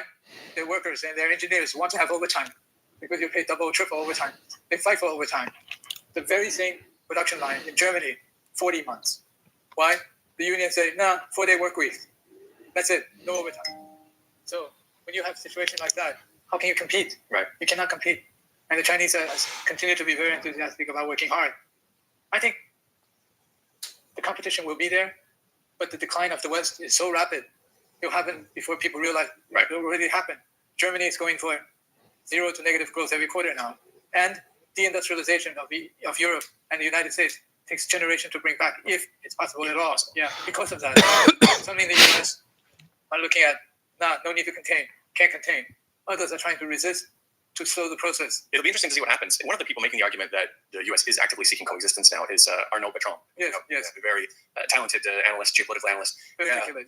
And he was pointing to various pieces of evidence, and one of them was one of the founding directors of ASPI in Australia, who was also part of the intelligence agency. But even he said it's hopeless to even try to or want to contain China now. But actually, the U.S. has given up on that even 10 years ago. Even during the so-called pivot to Asia, the U.S. didn't keep up with Chinese military spending in this region. I guess it doesn't mean that they're not going to, it doesn't mean that they're going to stop playing dirty. I think they're going to continue playing dirty, but it's, they must know it's hopeless by this point. Well, look at the latest report on technology. Universities in China and the United States. In 60 technology sectors, China's ahead in 57. Right. Out of 64. How do you catch up? It's very difficult. The research papers being published in top journals are in China also. I wonder, though, when the Soviet Union fell, there was a government official there who said to the U.S., we're going to do everything possible to you. We're going to deprive you of an enemy. And because obviously that rivalry created competition, it pushed the U.S. forward in the space race and all these other kinds of things. And I feel like there's a similar thing happening between China and the U.S. For example, China pushing themselves to try to catch up in chip-making technology because they were cut off, because Huawei was sanctioned. If the U.S. does completely abandon this containment attempt and actively sought out coexistence, do you think it might slow China's development? I don't think so. They're going to push forward no matter what. The passion, and the enthusiasm, and the energy of the Chinese young people are moving ahead. I feel like they are stuck in a paradigm from 10 years ago or maybe 5 years ago, which it must be really hard to let go of this, inevitable rise of China situation. The fact is the Chinese economy is falling apart. The Belt and Road Initiative is created a lot of debt and a lot of negative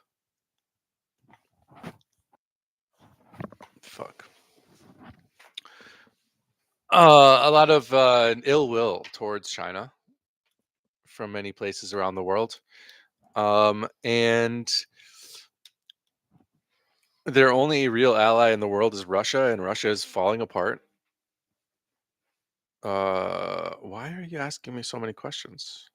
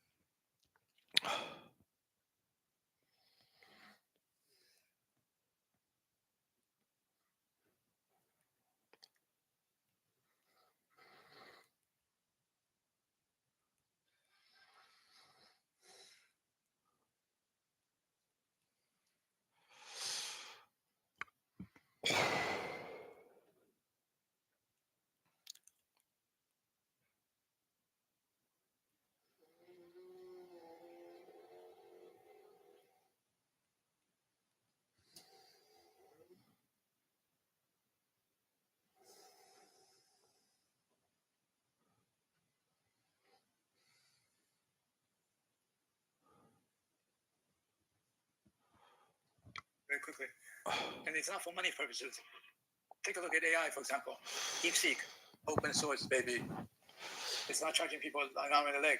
We joke about this among the community here in Beijing. We talk about this. Look at solar panels. China has produced them en masse to the point where they're 90% cheaper than what they were 10 years ago. But what that means, China produces abundance. But that abundance allows accessibility by the global south. Same thing with AI. Cheap, open source, so that you can have Arabic version, you can have local language version. So you're not taking all of your data from Anglo-Saxon, English only. This has been a problem in terms of sovereignty of AI, of developing countries. How many of them have a chance to really have their culture, their religion, their ways of life incorporated into the AI learning? Right. Yeah, and open source is important too, because then again, it benefits the world. And China just actually recently updated their internet laws, which are going to go into effect soon, and it actually incentivizes AI companies and internet companies to share their models of controls in terms of deep fakes and all this kind of stuff. They have a program to incentivize people to share those technologies so that everybody can benefit from it. Just like solar panels. Technology comes from Silicon Valley. I work with a number of companies in Silicon Valley. Technology is restricting access so you can have a higher margin, whereas the Chinese side is providing access to abundance, right, and open source. Yeah. This is actually obvious for the whole world to see. Yeah, an entirely different approach. Yeah. Yeah. So going forward, future predictions. Do you think that China continues to rise, the global south continues to benefit from this rise? What are your thoughts about the future? I think the global south and China are natural partners. No country, well, maybe India is an exception.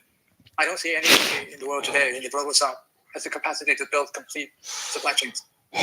Complete supply chains. They all become part of a supply chain. You are either part of European supply chain or Chinese supply chain. Increasingly, they've integrated their economies to the Chinese supply chain, like the ASEAN countries have, and now increasingly the Middle East, and also soon enough Africa. And that makes it very clear that this mutual benefit of integrating the globalization process is good for everybody, right? Now, I think the global south has to deal with the problem that the Chinese have as well. China, all its entrepreneurs, all its companies focus on the US and Europe for the last decades. Too many don't understand the global south. When you only have 6,000 or 7,000 students learning Arabic in a country as big as China, and the number is dwindling because they get hired before they graduate, right? So there has to be a greater effort by the Chinese who are outbound to learn about the other countries of the global south. They talk about, for example, the expression used is white robe. Arab or Middle Easterners all white robes. But they're very different. You know, honestly, the thing is why they're so doomed, why the Chinese government is doomed. First of all, everything they're saying about how, China did such an amazing job of lifting people out of poverty and developing and stuff like that. Could China have done that without exporting to the U.S.? No. So all of your everything about China's model creates abundance. Well, yeah, it creates abundance because it's a parasite on the Western economy, and it was only able to focus on these production, just investing everything in infrastructure and production, because it had the demand from the West. And if the West cuts off that source of demand, which we definitely will when fucking they try to invade Taiwan, then then the whole entire model will break down and be pointless. Although it could be like a very effective military machine, which is something that is probably going to be my death. But but it won't be something that creates wealth because it was only set up to meet Western demand. It wasn't set up to generate its own demand. Yeah, that's all. That's all I got to say about that. right? Even among countries of the UAE, Dubai and Abu Dhabi are very, very different, right? So I think there has to be a greater effort made to understand each other more closely, better.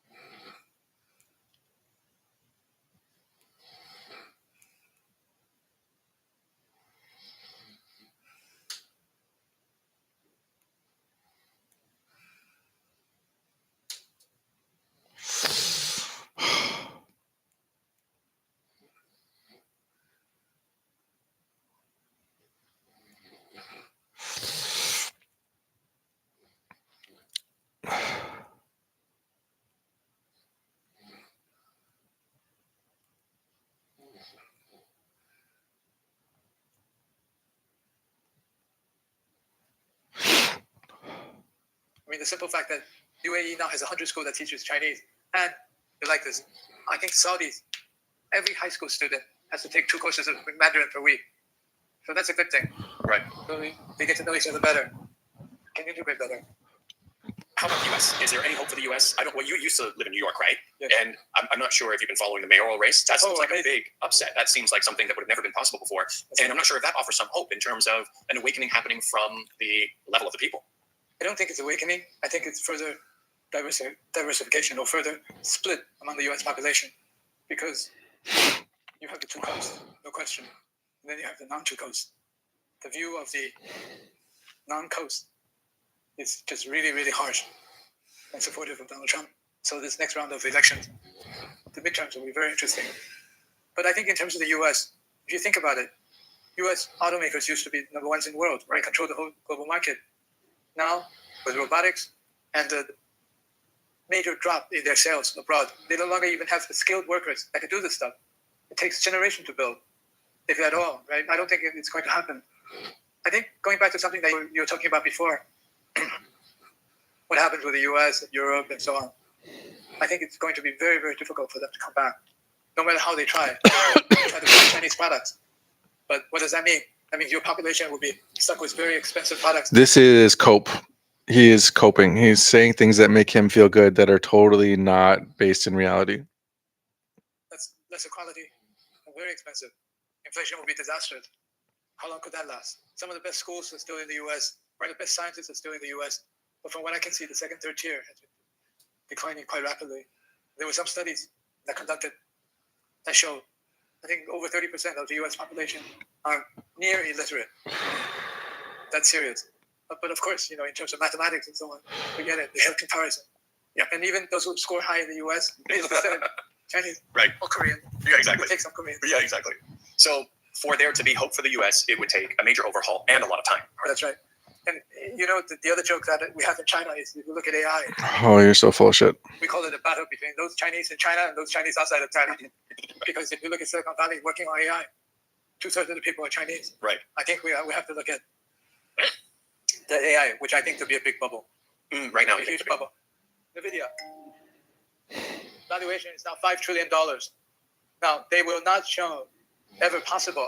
There's no way for them to show that it's ever possible for them to make enough money to make that valuation justifiable. And if you look at Apple, it's $4 trillion. Where's Apple going? They've already lost much of the Asian market to Samsung and Huawei, and now Xiaomi as well. So I think it's a big bubble of the tech stock. It's because of, this is my thesis on this. 2008 financial crisis started printing money. Now nearly $40 trillion of treasuries printed. It has to go someplace. Where does it go? Stock market and Bitcoin. Again, something that's based on nothing. Right. And now, if you start talking about stable coins and so on, stable coin is one way to have $1 printed and use it twice or three times. Right? So this bubble is going to burst and it's going to be much more ugly than 1999. Yeah. I stay in Beijing. If we're safe from the storm here. As we wrap up, I want to transition to some more kind of fun, casual questions. Oh, you stay in Beijing? Oh, what a shock. I never would have thought you live in Beijing, motherfucker. Impression on you. That's very hard to say because I don't read books anymore. I read excerpts. Okay. What was there an excerpt that really said? I don't read books anymore. I read excerpts, yeah. Same with all of us. That is a universal thing, I believe. There is a professor at People's University, Dr. Di Dongshen, Dr. Di. He's had a number of interviews, which I found to be really fascinating.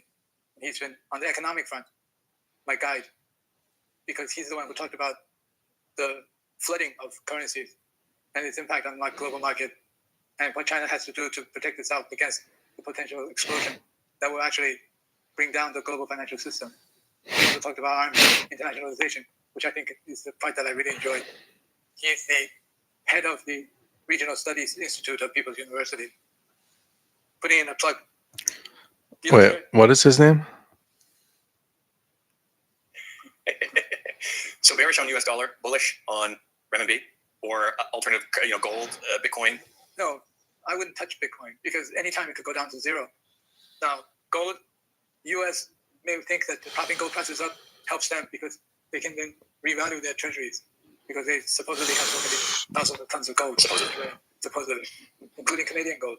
Right. But yeah, I think I'm bullish on renminbi, absolutely, because a collapse, like the Asian financial crisis, 1990s did not collapse China. Right. 2008 did not collapse China. And China even bailed out the US. That's right. Yeah. 1999 did not collapse China. Right. That's because leadership has some vision and plan for this potential collapse. No, that is false. That is bullshit. It would be more accurate to say that these crises were created by the policies of China, and they were just like a marking to market of Western assets and income flows based on the entry of China into the global economy. And so obviously it's not going to affect China because China caused it in the first place. Right. Now, you've met many famous politicians, royalty, across the board. Who is one person you haven't met, dead or alive, that you'd have your dream conversation with? You'd really want to have a conversation with and sit down and have coffee or tea with? Lee Kuan Yew. Oh, He was absolutely amazing. he's brilliant. He laid the foundation for Singapore. Oh, Singapore had he's brilliant. very Fucking. strategic planning, with vision, with foresight, and taking advantage of your position, taking advantage of all the advantages that you have. And don't try to do things that you should not do, that would not help. Right. It's amazing. As well. What specific? If you try to recreate what he did, but in like, does pizza work? Time about 1:30, consistent food and money if you prefer. What are you talking about? 1:30? Okay, 1:30.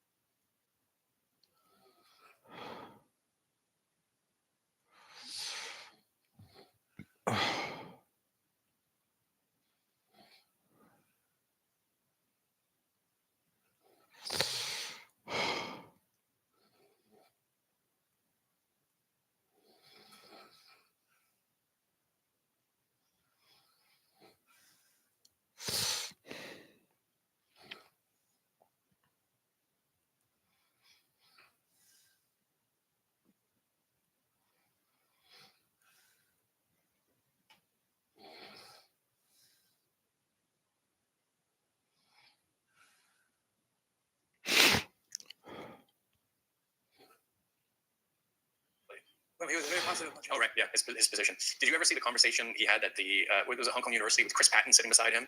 Chris was kind of insulting him about having chewing gum laws, and he just very gently, very casually gave him an undressing without talking to Chris Patton directly about the British Empire taking over these places, creating a nest egg for themselves. It was brilliant. I got to send you the video. Oh, One of my friends was in the audience for that as a student. It's brilliant, but in every way, just the way he spoke, the way he explained things, and very low key. yeah. Speaks softly, but boy, was he very powerful with words. Absolutely, that's a good one. Sure. Yeah, sure. Yeah, it's great too. Now you've watched China go from cultural revolution to superpower. You've seen so much change. If now you were to slip a note to your 20-year-old self, what would it say? I would say, move to China immediately. Sooner. Yeah. Make it happen sooner. Now, you've advised a lot of people, I think in China, officially or unofficially. Is there any piece of advice that you ever gave to Beijing or any governments in China where they didn't take your advice, but you wish they did? I don't pretend to be able to give advice to very senior officials in China because they have access to information and they have the brain trust behind them. So even if you gave them a piece of advice that they didn't follow, you would think that it's because they have even more information on that. Yeah, it's very simple because I talked to a number of people who are very senior in the Brain Trust, Development Reform Commission, and so on. And I'm just amazed at the capacity they have to dissect and analyze information, which we don't have access to. Right. But so far, I think so far so good. Some things might have maybe could have happened a little bit earlier. What is it? The conceit, the fatal conceit, the fatal conceit. So many arguments always boil down to just that's all I gotta say. The fatal conceit. There it is again. It's a perfect example of the fatal conceit. Like reining in real estate and so on. Right. Should have happened a little more quickly, a little earlier. But the major shift that you see in the last couple of years, you've noticed, is to be willing to stand up and say no. No more just backing down. September 3rd was very interesting. The military parade. A Russian friend of mine said, he watched it. He said, with the exception of the first 3 trucks. Well, I'm fucked on this game here. Cannot win this. Vehicles. No black smoke. That's very interesting because that means all of the transport and transport, the equipment become electrified. Right. Interesting, huh? Yeah, it is, yeah. You're really going full on electric, even That's right. with military equipment. Yeah. Now, you have been involved in business. You're also an entrepreneur. What advice would you give to a young entrepreneur wanting to get involved with China in some capacity? Come and move to Beijing or Shanghai or Shenzhen. Live here for a couple of years first. You have to garner that sense of belonging, which I think is very important. The other thing that you have to garner is the enthusiasm and the positive view toward the future, which young people in China have. So to become part of this What the hell? I don't think this guy's a good businessman. society, because China still believes in Confucianism in terms of harmony. Harmony means social harmony, family harmony, right? Instead of individualism, there's much more a collective sense of well-being. And to become part of it would be wonderful for young people. Right. Get hands-on experience, get your feet wet, jump right in, learn what China's all about, first of all. And sense it and feel it and become part of it. Right. Finally, if history were to boil your contributions or your life down to a single sentence, what do you hope or what do you think it should read? Here is someone who believes in China, believes in the Chinese culture, believes in the Chinese people, and spent most of my life committed to that belief. I paid a lot of tuition in the process, but Yeah. I think I've seen very happily what China has become today, and it's wonderful. The streets are safe. People are. All right, that's enough bullshit propaganda. I do actually have something to do in a Hi minute everyone, here. welcome So to Today's Real Talk. It's our last program in the month of April, and we broke record in the month this of April, what is happening here? That was just an autoplay. That's why. Was that an autoplay? Why would let's see here.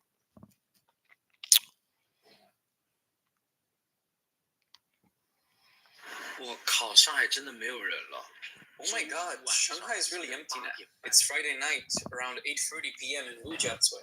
I can't believe it. It's only 8:30. It used to be packed with people here.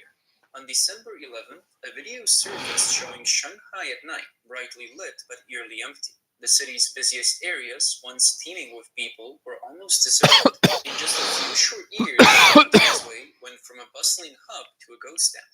The rapid changes in Shanghai are startling, leaving many struggling to keep up. 我通过这几天，我发现啊，上海大街上 Over the past few days, I've noticed that there were really fewer and fewer people on the streets in Shanghai. Today, I went to the City God Temple, and there were hardly any people there. When I visited in 2018, it was crowded. There used to be long lines for steamed buns there. It seems like the economy in Shanghai really isn't as good as it used to be. I even find myself missing Chongqing a bit. What should I do? But now, we've really come to this point. The new year is coming, and with human life being so unstable, it's a real dilemma whether to stay or to go. 给你们看看寸土寸金的上海市中心。 Here's a look at the once prime area of downtown Shanghai. On Nanjing West Road, there's this rundown area overgrown with weeds, with empty buildings and signs everywhere advertising places for rent. The leaves of the dead trees are covered in dust. The shop decorations are still up, but they feel like a ghost of a bustling area that was once here. Now it's all about leasing and relocating. There's not a single store open along this whole stretch. There's even an abandoned sign for Xiaohongshu lifestyle event. It shows how this used to be a paradise for the middle class. Aside from the weeds, there's scattered trash. It's hard to believe this is still downtown Shanghai. The neglected billboards and empty courtyards, places that were once for relaxation, are now locked up and empty. This little 100-meter street is a far cry from the huge shopping malls and business buildings across the street, and the famous Nanjing West Road right outside. Hopefully, everything will improve soon. The atmosphere at the end of 2025 is particularly unsettled, almost as if Shanghai is preparing not for Christmas and the New Year, but for a major economic downfall. The city, which benefited from 40 years of reform and opening up, now watches helplessly as the economy falters. 2480万的大上海啊！ Shanghai, with a population of 24 million, and there's no one in the streets, no one in the malls, no one at tourist spots, no one in restaurants, no one in barbershops, not even at the market. My fruit shop is empty. I'm asking, where did all the people go? Are they all staying home? Even if they are at home, they still need to eat, drink, and get haircuts. Where is everyone? Who can tell me? It's just too tough. 你有没有发现，现在上海人口 Have 越 you 来越 noticed 少？ the population in Shanghai is shrinking, and the hustle and bustle are disappearing? This is Zhejiang Road Bridge. To get to Chipu Road, I have to pass this street, and all the shops are closed. At night, it feels like a ghost town. Shanghai Bund has lost its liveliness in the blink of an eye. There's a popular shopping mall in Wuhan, but now the entire street is almost empty. Only a few stores are hanging on. Even Starbucks, which used to be a symbol of high rents, has pulled out.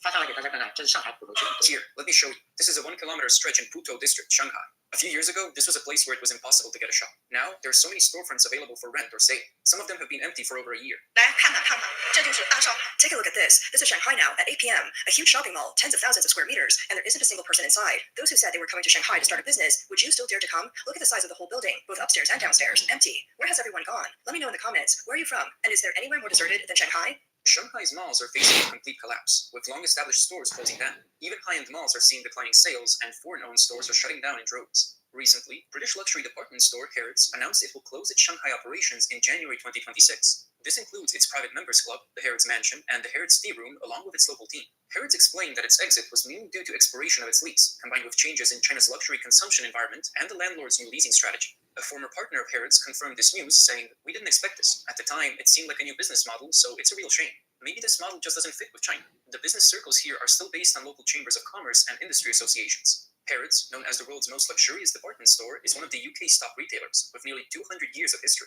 It attracts millions of members worldwide each year. Harrods offers a full range of products, exceptional customer service, and impressive displays and decor.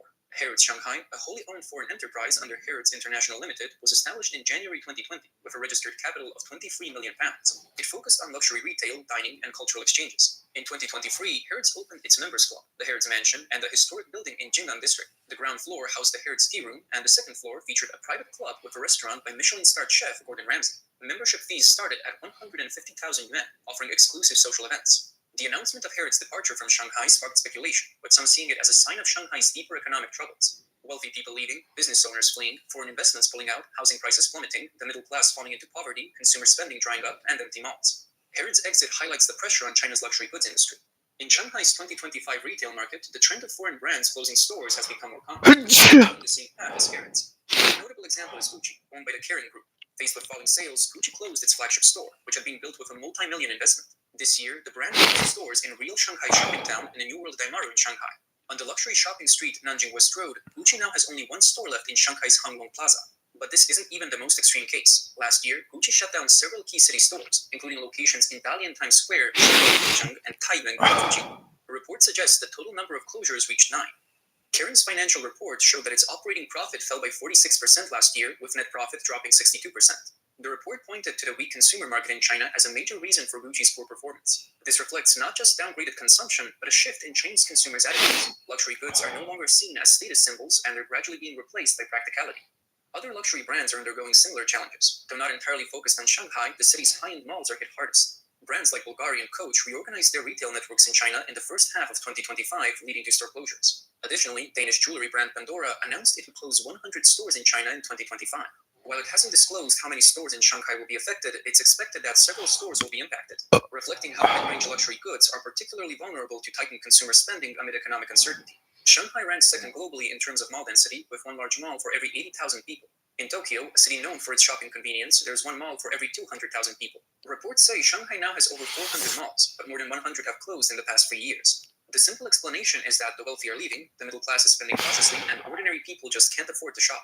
This is a classic case of tightening pockets, layoffs, pay cuts, and investment losses. Over the past 2 years, the middle class in first-tier cities has... Just to be clear, as much as the last video was like straight up Chinese propaganda, this is straight up anti-Chinese propaganda. So I don't take all of this to be 100% accurate either. I definitely had the experience of living in China and reading Chinese, like American news articles about China and being like, no, the reality on the ground is so fucking different from the way they're portraying it. To the point where to this day, I don't really like talking with Americans about China because I know that their perception is so distorted that it's just pointless to have the conversation. become the main group experiencing growth evaporation. That's why malls are empty, not because people don't want to shop, but because they've lost the desire and ability to do so. Shanghai, once a hub of industry, supply chains, and policy benefits, now faces the pressure of sharply decreasing foreign investment. Looking at the data, Shanghai's foreign investment usage fluctuated in early 2025. In the first 3 months, actual foreign investment dropped 24.8% year over year to 4.55 billion, signaling a decline in long-term foreign confidence in Shanghai's market. Shanghai, once China's wealthiest city, now faces a gloomy future. The manufacturing industry is shrinking, high-tech sectors are struggling, and rumors are circulating that the Jiading Industrial Zone will be cancelled and converted into a town. Did you know the Jiading North Industrial Zone is going to be turned into Lotang Town? Is that true? Anyone who knows more, please share. 我昨天说嘉定工业区啊要取消。 Yesterday, I mentioned that Jiading Industrial Zone is going to be cancelled. Saying the southern industrial zone has been merged with Malu Town, and the northern zone is now part of Lotang Town. Some said Lotang is now administratively under Shuhang Town, and even the addresses on express delivery have changed. Is this information reliable? Anyone with insider knowledge, please let us know. 知名的文创企业搬走了，上海空客厂。 Another well-known door and window company in Jiading, Weidong, has moved out. There are so many vacant factories in Shanghai. Just look at this huge space. It's 6,000 square meters, 14-meter high ceilings with 3 cranes and no columns. This type of factory is rare. The price for this place will make all the landlords in Jiading Weidong uneasy.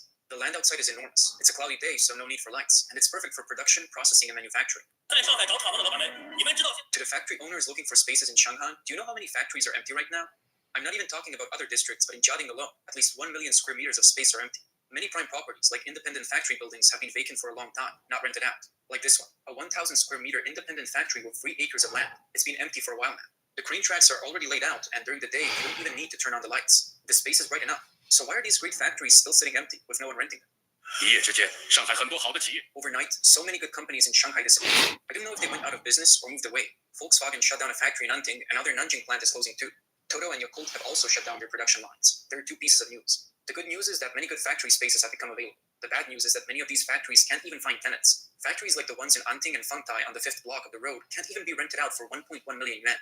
Factories in Huating and Shuhang are going for 80 to 90 cents per square meter. Shanghai is like this, and other cities are probably even worse. The past 2 years have really been tough. Several videos have highlighted the growing number of vacant factory spaces in Jiading Industrial Zone, with rents dropping sharply. Standalone factories have been empty for over 6 months. One comment sarcastically noted, the Jiading Industrial Zone has become a hollow shell. Volkswagen closed its factory in Nanting, and its Nanjing plant also halted production. Toto and Yakult have pulled their production lines as well.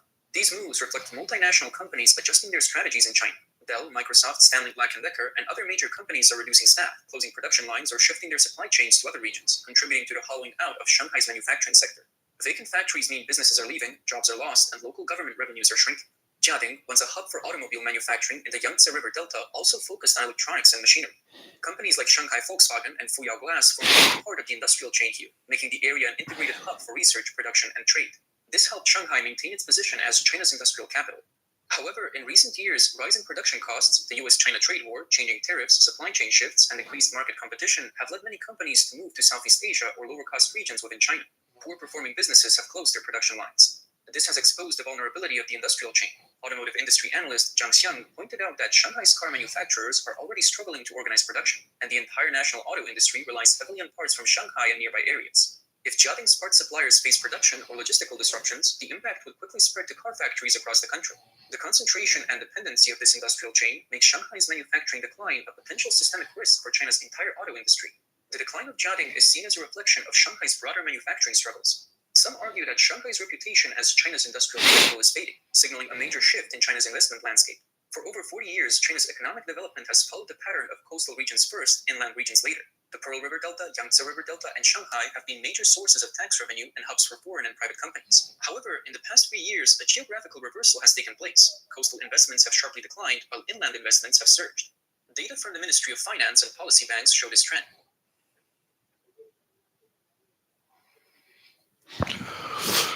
Okay, I need to put this whole operation on pause for a minute and prepare for something.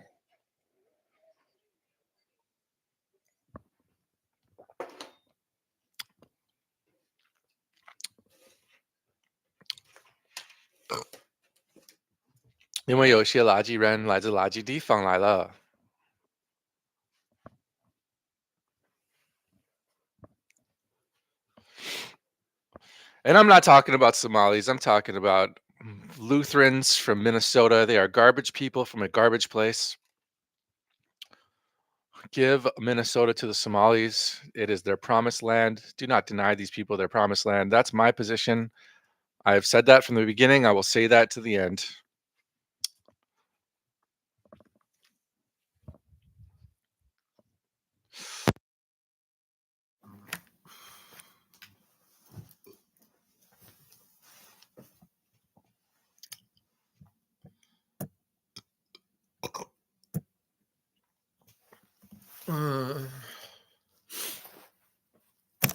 That's tight. Light.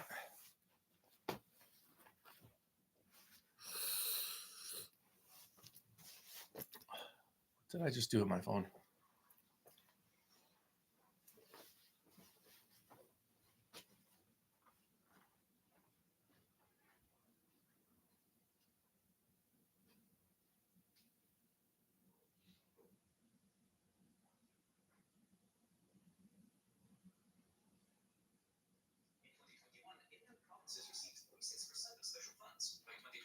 This had risen to 58%, and by 2024, it reached 64%. Over 70% of new loans from the China Development Bank and the Agricultural Development Bank went to central and western regions, setting a historic high.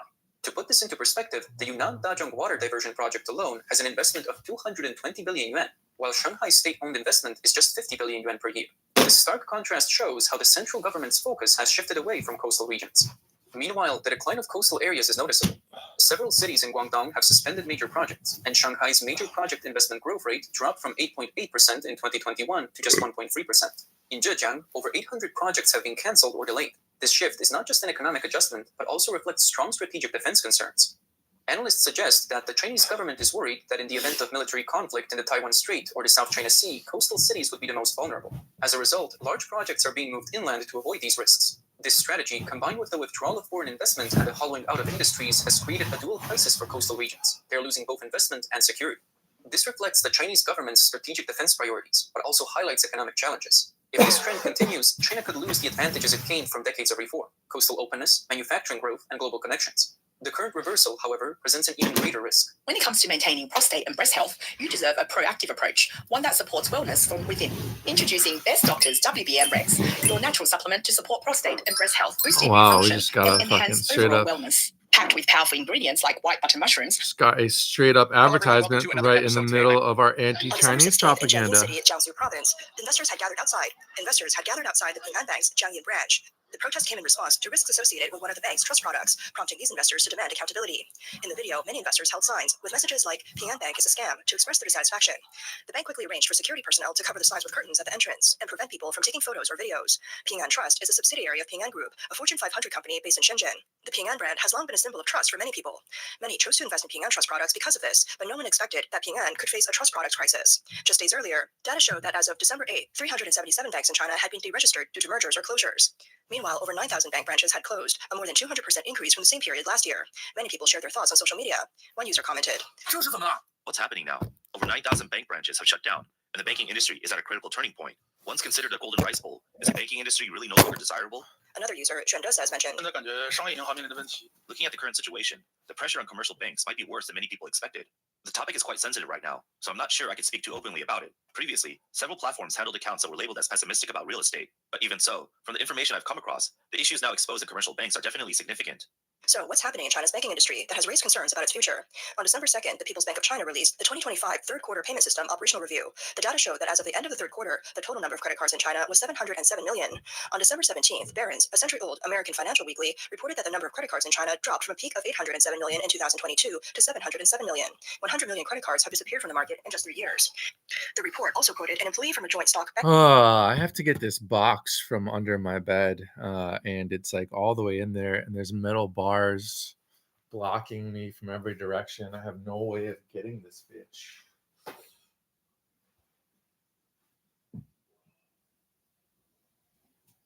I literally don't have any idea how I'm gonna do this.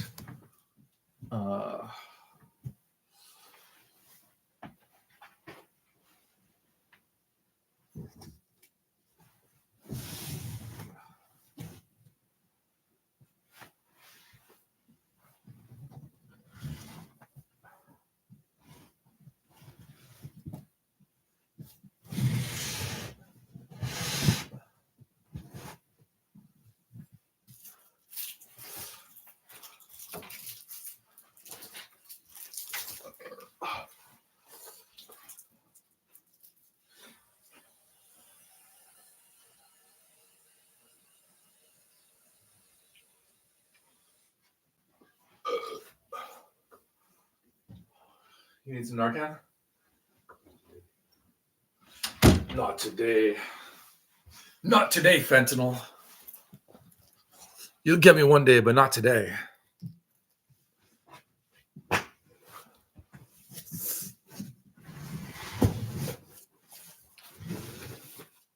I just want to clear my mind now. It's been racing since the summertime. Now I'm holding down the summer now. And all I want is what I can buy now. Because I ain't got the money on me right now. And I thought you could wait. Yeah, I thought you could wait. So I'm going to need a little more time now. Because I ain't got the money on me right now.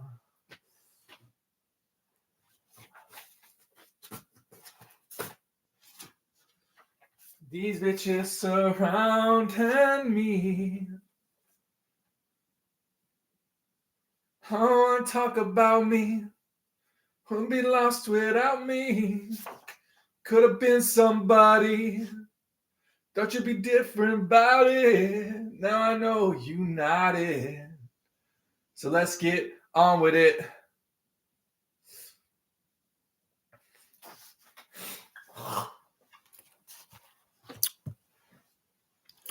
All right, this is wild. This document has my name, my date of birth, all of my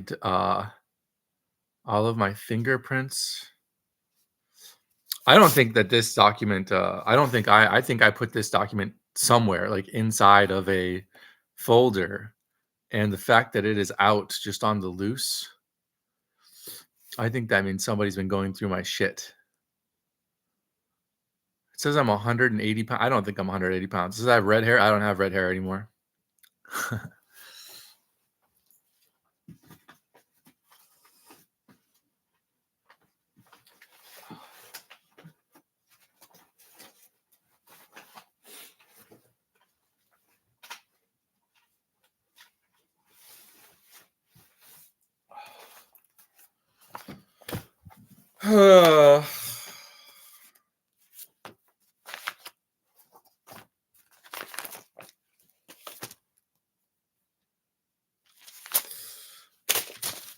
Here's a life insurance policy for me.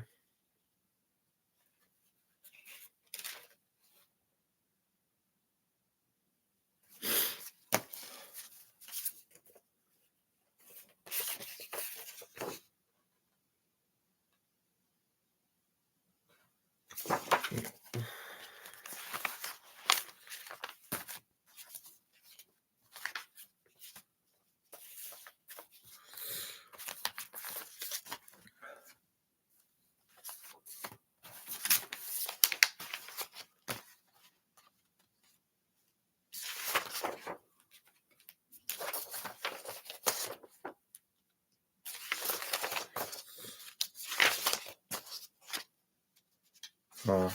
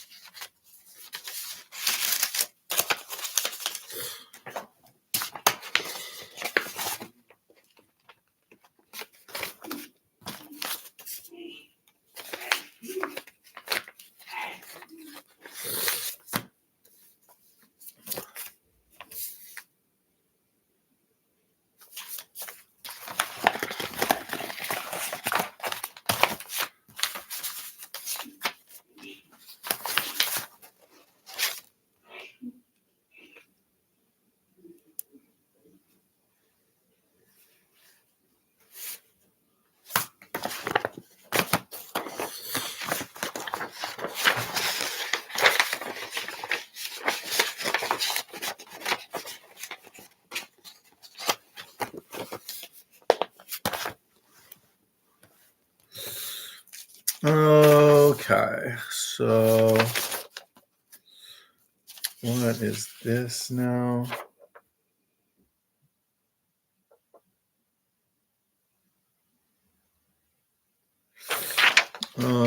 Some sort of an application for my ex-wife's citizenship.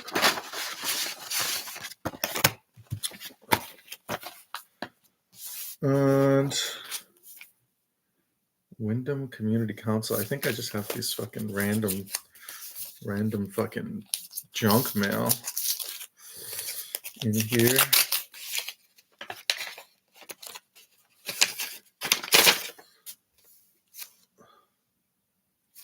Wyndham Neighborhood Community Engagement Survey. That is junk mail.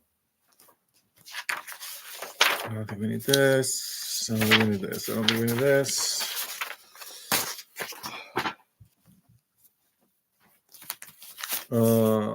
Okay.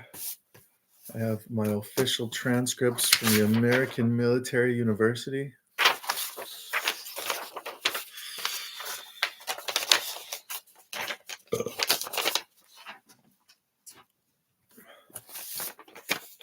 Which, by the way, is the only degree that I possess.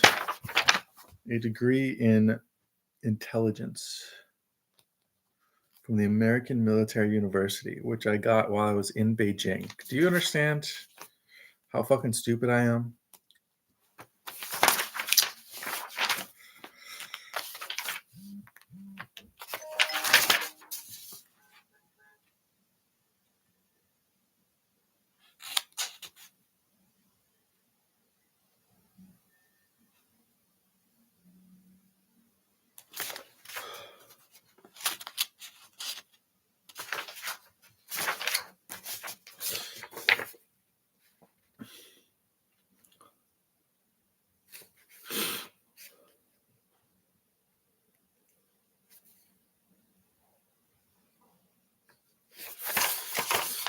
I don't think I need this sleep study anymore.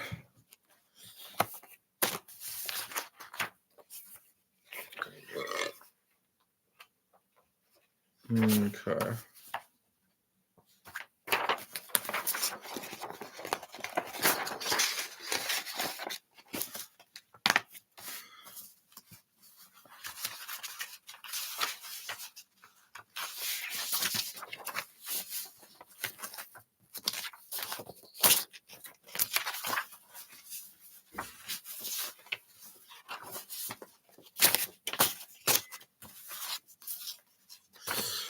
Here we have my high school diploma.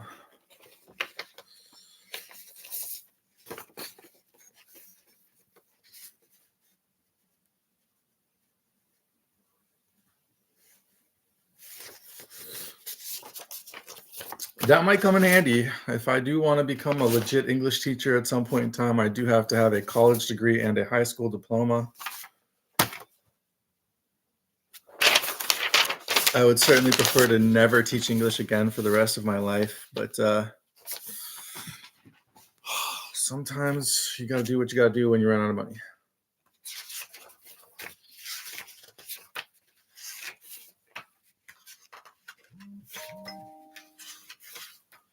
$128.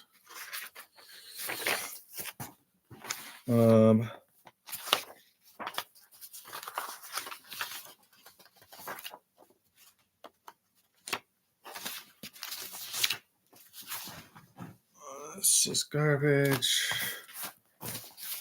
This stuff I'm going to hold on to, I guess. This is garbage. This stuff is Concordia stuff. Hong Kong Ping, DHL. I don't.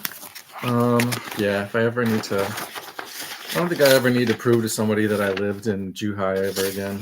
I believe that that's not a thing that I have to do anymore. The Greeley Operations Center, State Farm. All right. I think I'm good here. I believe I am good to go. I'll be back in a second. Probably not good to go, though. I probably... Wait. Are they waiting for me? Okay.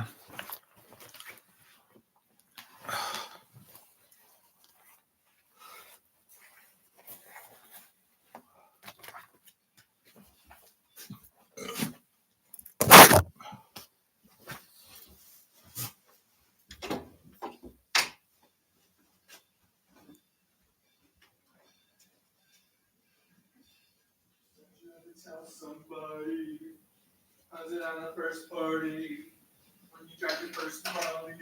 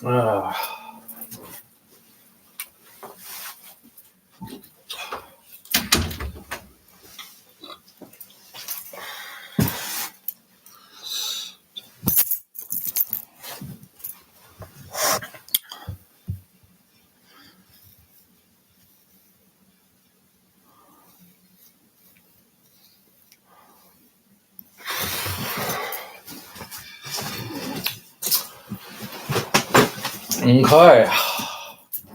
I have my new forever home, aka a teeny tiny fucking suitcase.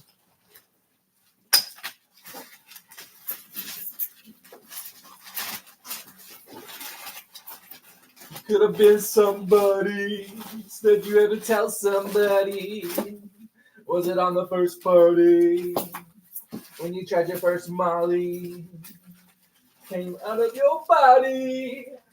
Came out of your body. Yeah. Oh, this suitcase comes with crumbs. Fancy. It seems like there's a fucking made in China. What the fuck?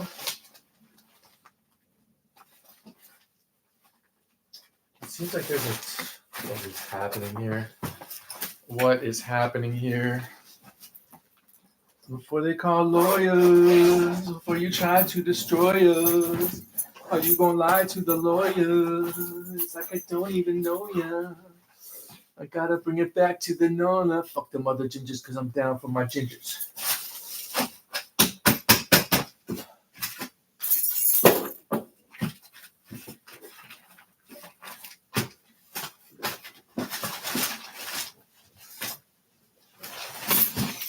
All right.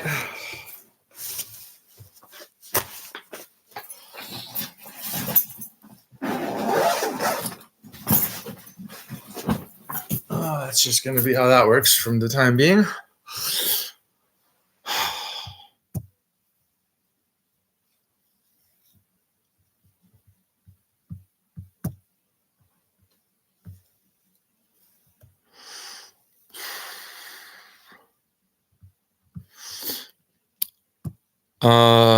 What is the temperature in Hualien right now? See, the thing is though that like I was the type of person that I like to wear pants hot out. I don't really like shorts, so I'm gonna want to pack all of my pants. But at the same time, they take up way more space than shorts, and I could get by on just shorts probably.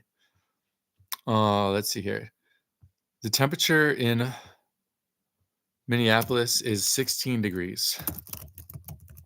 The temperature in Hualien is 65 degrees. Oh, for me, 65 degrees is pants weather. For me, 65 degrees is pants and hoodie weather.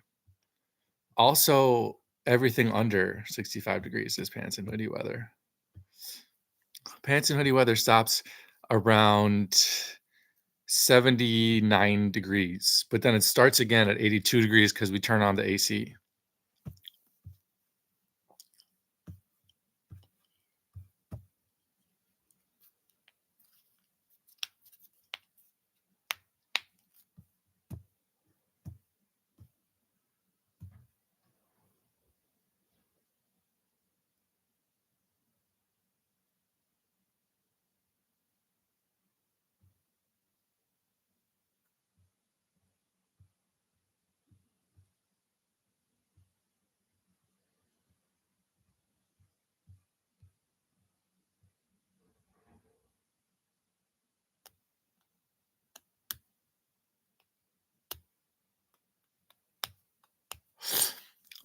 I think being a YouTuber is the hardest job in the world. Not sure how sustainable it is for 10 plus years, unless you're making videos for kids and you can outsource it without them noticing. Blippy, you got to bring it week in and week out. Energy stops, your income stops. See, that's why I do what I do, because I just document what I was already doing. I don't change what I'm doing. And that way, sure, it's not anything at all, but it is sustainable. I don't run out of energy because I'm just doing what I was already going to do.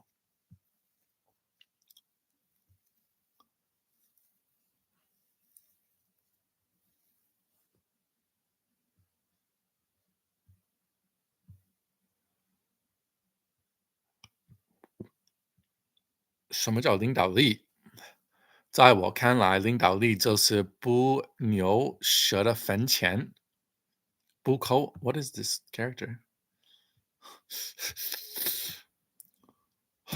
My Chinese got worse, but more importantly, I don't have the. I used to always have the extension, so that I would be able to just hover over a character and it would pop up the pinyin. And I don't want to install that extension because every time I do, it fucks up my coat. It fucks up my my shit. But I mean, I would if learning Chinese was like my custom pet oil painting. Interesting. Was like my primary goal in life right now, then it's worth it to do that. But it's not my primary goal in life right now. My primary goal in life right now is just to make it to Hualien, and then I'm going to try to swim to Okinawa. And I'm going to cover myself in fish oil. Then I'm going to prick my fingers so there's blood. And then I'm going to try to swim to Okinawa. Because I told my therapist that I was suicidal, and he told me to get creative. And I asked him if he meant that I wouldn't want to kill myself if I was being creative. And he said, no, get creative with how you kill yourself. If I hear about your suicide and you did it in a boring way, it's going to ruin my day. Make sure that it's at least your one last thing you do on this earth is you give me like a little pep to my step because you killed yourself in a funny way. He's not a good therapist. I don't even think he's licensed.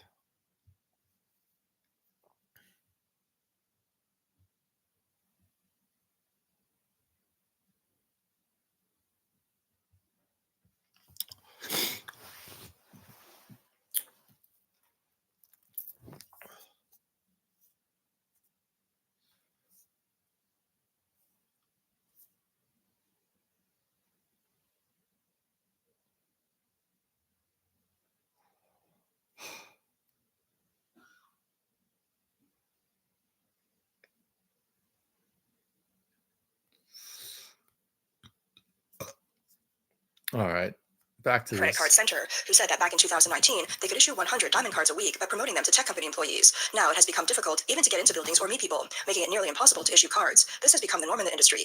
In the past, credit card promoters were seen everywhere in shopping malls and office lobbies. Now they're almost gone. For example, a marketing station set up by Huaxia Bank in a Dongguan shopping mall had only 2 consultations in one morning and didn't issue a single card. The report suggests that the sharp decline in credit cards is mainly due to the loss of consumer confidence. Data for 2025 shows a complete reversal in the relationship between banks and customers, with banks now actively pushing credit cards instead of customers seeking them. The data reveals that 37% of customers born after 1995 are canceling their cards, while 42% of those born after 2000 don't have credit cards at all. While credit card numbers are declining, the delinquency rate is rising. As of June 2025, the credit card delinquency rate at 12 major banks rose to 2.4%. Among them, Industrial and Commercial Bank of China, China Minsheng Bank, and Industrial Bank had delinquency rates above 3%, with some banks reaching 3.8%.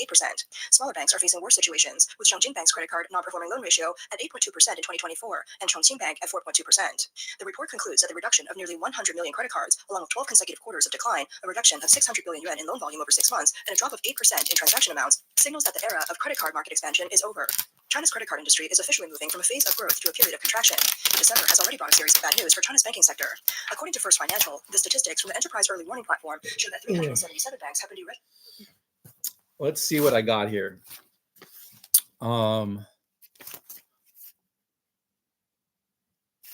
I have a letter from the girl I lost my virginity to.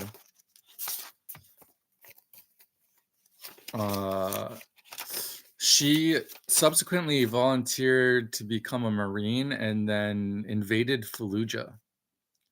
Hey man, how are you? I'm doing pretty good. It is Saturday and I've been in boot camp for almost 4 days. So far, it's okay. The only problem I have is that I worry about you way too much.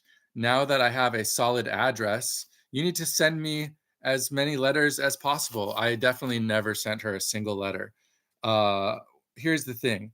When you're a female Marine, the idea that you're going to be faithful to your boyfriend back home is fucking there's zero chance that that's ever going to happen. You're going to fuck a Marine. So don't even guilt trip me with this bullshit. I'm not that much of a simp, although I play one on TV. I really need your support right now. I want pics and long letters telling me how much you support me and this fucked up adventure. And how, here's the other thing is that at the time I was like super left wing. I was like 100% against the military in general. I was against the invasion of Iraq. I was against everything the US. So she's like, support me. And I'm like literally leading protests against the war in Iraq while you're about to invade Iraq. Is what happened here. I really don't want to sound insecure right now, but I am. And you are the only person that I can, with my insecurities right now. Every day we have class. Damn, she was really spilling her guts out, though. I tell you that. Every day we have class after we eat breakfast, and they are always about army of one shit. And this is a team, et cetera, et cetera. Well, during this time when I am supposed to think about their brainwashing techniques, I think about us. I realized today that we, as in you and I, are just like an army of one. The relationship we have works so well that I'm pretty sure my drill sergeant would be jealous. I just don't want to lose that, but I don't think we will. I think maybe I brainwashed her before she left. This does happen. I do habitually brainwash people. It's just something that I do without even doing it on purpose. Personally, if we both hold on until I'm done with this shit, I'm going to come back and it's going to get better. I know it. I can just feel it. This experience is going to help me grow. I never really liked this girl. But man, is this place fucked up. It is so hot down here that I'm sweating right now. While I'm writing this letter, the physical work isn't going to be that bad. It's just the mental shit that's fucked me, not necessarily what they are doing, but in my head about you. And these next 2 months, I'm going to be doing some crazy shit. I'm so excited. Yes, have so many times when I just want to cry from frustration, but to think of all the challenges that I'm going to have to overcome, it's going to be awesome. Oh man, and you should see me. I've lost so much weight. But my face is much thinner and it's not as hard to pull on my physical training shorts. You are going to be impressed. But anyways, I need to go. Please write me back soon as possible. I need lots of pictures. In fact, go out right now and buy a roll of film and take a whole bunch of pictures of yourself and send them to me with all 3. Okay, I know you're from the suburbs and you live a suburban life. Guess what? I was homeless when she wrote this to me. I was homeless and I became my wife. And I was going to anti-war protests with my anarchist wife while you're in Marine boot camp writing me these letters. Sorry, Heidi. That's how it all worked out.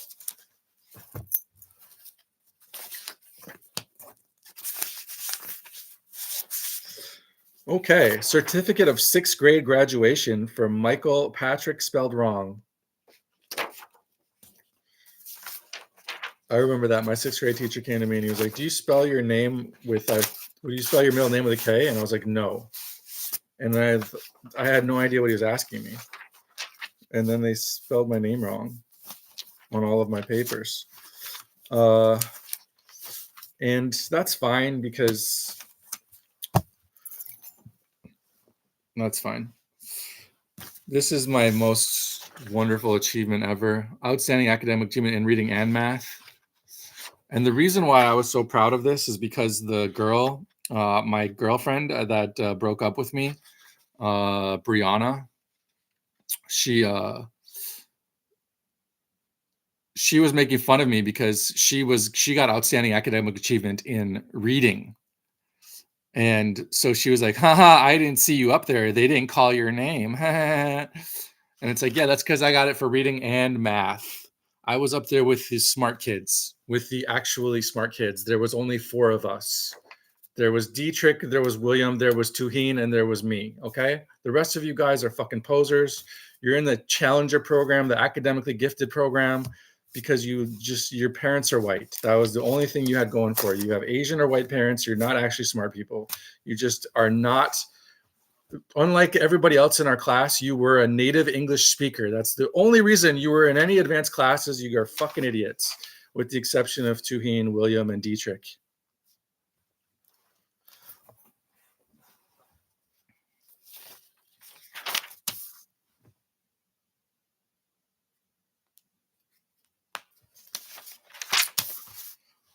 I remember when I slept in this room, it was only a week or so, but I managed to lose my plastic case for my retainer. I wonder if Tony ever found that. Now I have to keep the bottom one and the top one in the same case where they mate and breed bacteria. I don't put them in my mouth anymore. I keep them anyways, but I haven't gone back to the orthodontist to get a new one. I remember when we played Beats from the Chronic 2001 and freestyled. Robbie and I gave our crazy white boy flows, and it was funny, but we had to step back and be spectators when Augie and his brother got on the headphones, covered with a sock that we called a microphone. Not that they were really good, and especially not because they weren't white, just they were electric with tension. Their rhymes were struggles, Augie telling his little brother to leave the gang lifestyle and move to Prescott. Maybe Mike could get a new chance in life as Augie had. Mike would fire back about being true to his roots and not giving up on Tucson or any of the people that showed him love there, even if that was love putting his life in danger. Gangster rap.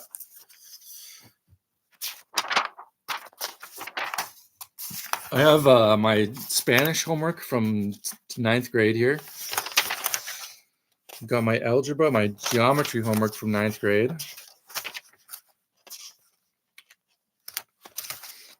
Actividade 4.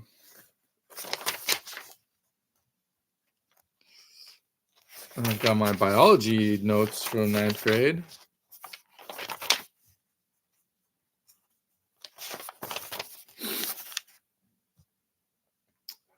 Paso tiempo con su novio. Oh, these are from college. These are college Spanish notes. El gobierno.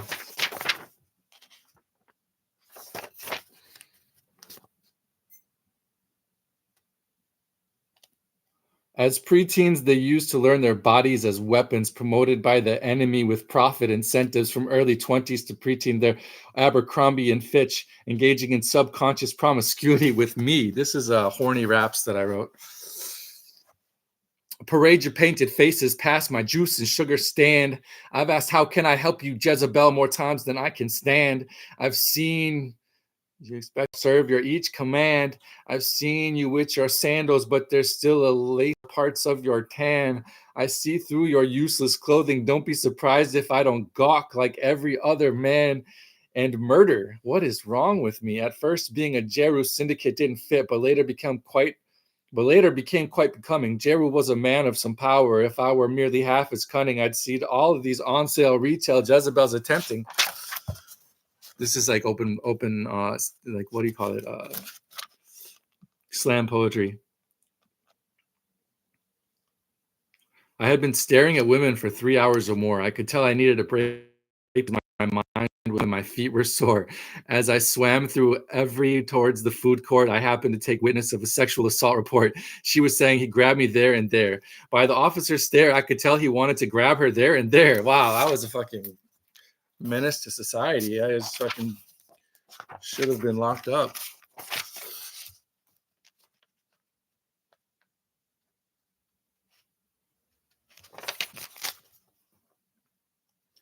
My values and morals have been replaced by slogans and logos. My most meaningful relationships were with people I'd never met. I'd speak of their entertainment careers with love or pride or painful regret. I learned so much from TV, like how to act when you're unsure socially, the momentary pleasure of too much ice cream around which your mouth closes. Be as weak when you're missing affection in healthy doses. Not to say it's all, no one had my best interest in mind. I myself epitomize self-pity. This is my sad song, Strike Up the Band, because I love presidential rhetoric. When President-elect said there's nothing wrong with America that can't be cured by what's right with America, I called him dad, but in reality, hit too close to home, so I always hated Roseanne. These are my raps from when I was 17 years old. This is fucking funny.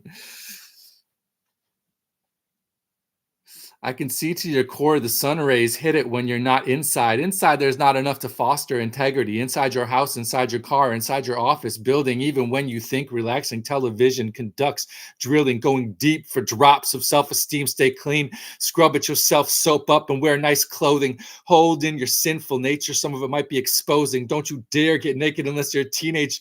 Oh, okay, never mind. That's cringe teenage rhymes that I wrote when I was 17. Convention is more powerful than control, a jaded young man noted, observing the status quo in a totalitarian state of mass media and polls. He'd renounce collective governance by alienated proles. The perfect system is when no system exists. Individualism is a cancer to humanity. Globalization is metastasis, but he stays within to make statements. His underlying assumptions go unquestioned. Stranded within society because of his addiction to convention, direction is what we're lacking. He could preach to leftist bugs and bombs and the food we should be planting. He thinks it better to save his breath and criminal record from his rantings. He sees bold displays of classism while serving the bourgeoisie their food. His sister is mesmerized by commercialism embedded in her cartoons. He swims a sea of status symbols. Everyone has something to prove. At disconnect with the efficacy, he knows he can't intrude. We have been the master race long before World War II. Watch these dry ideas as they go crossing the street without looking. I reject individualism, he says alone in his room, avoiding all potential human contact. He kicked ego out of the throne, but he's back, demanding his spot back. 100 years from now, this line will be spoken gently by a member of the priest caste, a post-apocalyptic MC. I wonder how they managed to survive and squabble over issues so empty.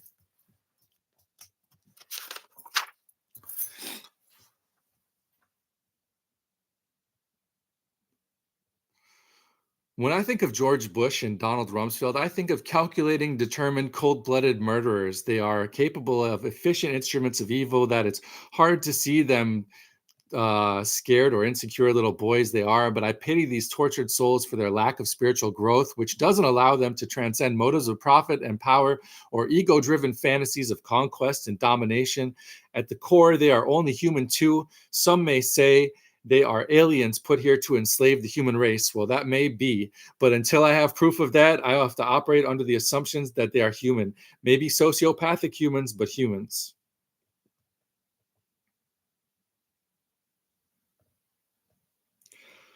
Liberalism. It does nothing to demoralize liberals by being judgmental of their pussy activism. Certainly, they support policy that does little more than oil up the poverty machine, and sure, they want to help the poor in a condescending way, but you too help the impoverished are being equally condescending and petty when you reject them, transcend their lack of enlightenment, then make them keen on direct action, discuss the imperative, need to smash capitalism, introduce them to anarchy or socialism, recommend books, realize that there is powerful radical potential locked in these liberal minds. After all, a miracle, a privileged child exposed only to mainstream media and becomes liberal in the first place. There's hope for them yet. No, that is fucking stupid as hell. If you're only exposed to mainstream media, you will definitely become liberal. There's zero non-liberal thought in the mainstream media. Okay. I guess I bring my stupid ass teenage poems with me to Taiwan, and then I'm going to swim with them to Okinawa. That's the plan.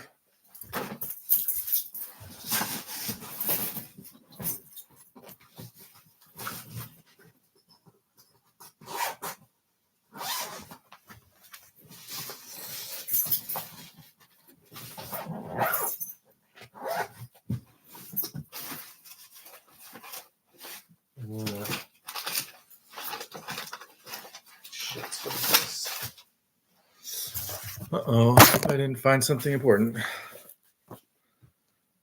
Nope. This is my employee handbook for Jerry's Enterprises for when I worked at Cub Foods.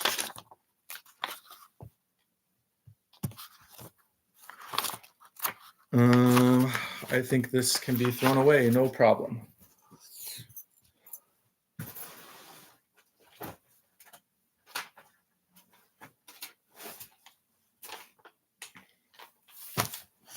Here we go. Center for International Academic Exchanges and National Taiwan University. Mai Kai-shi. I forgot what my name was in Taiwan. I used to go by a different name.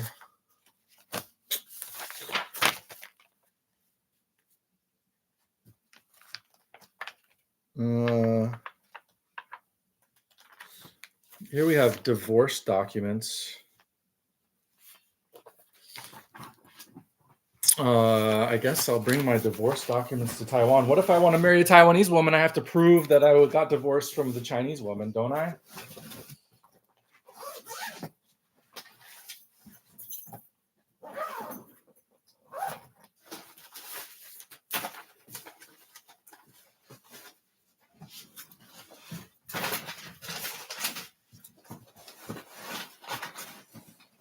Ah, yes.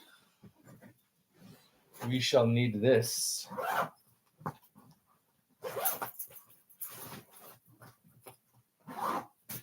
And this. Shit.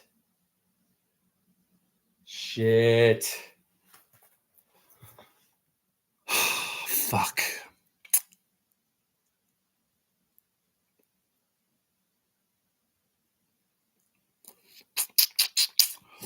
Okay, well.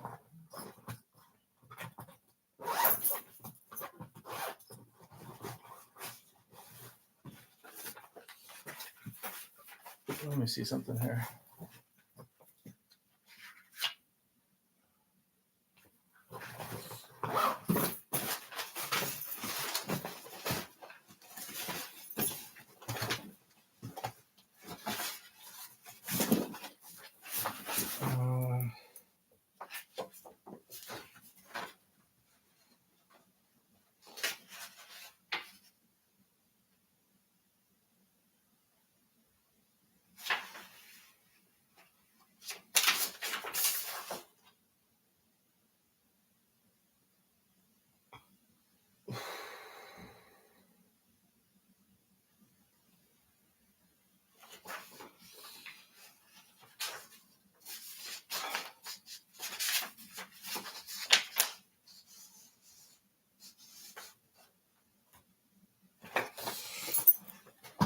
I don't think we need that.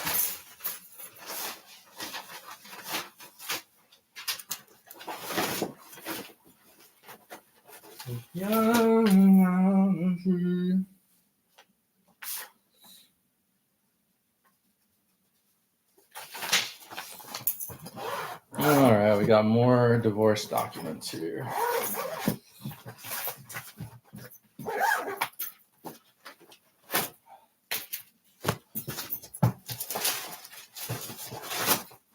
You know, I'm pretty sure I will never get married again. And the only reason I won't get married again is because I don't want to do the paperwork. Because I've been married twice.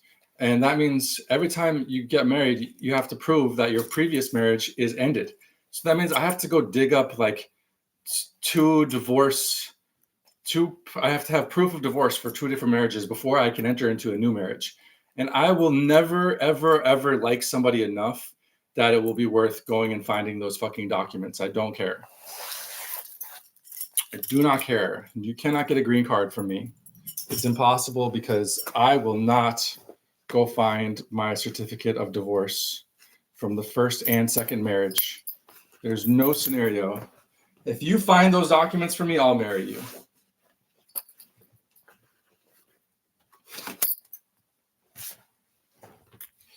But I'm not going to go find those fucking documents.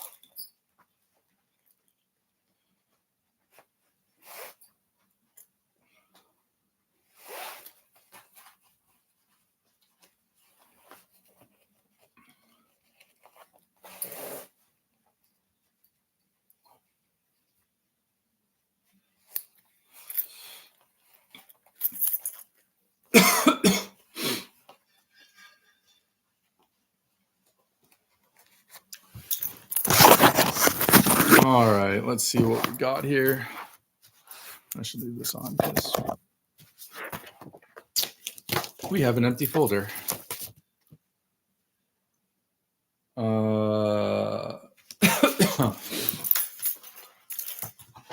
Lutheran preschool docs.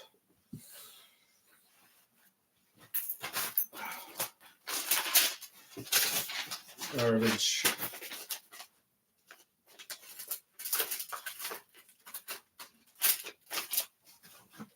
Garbage.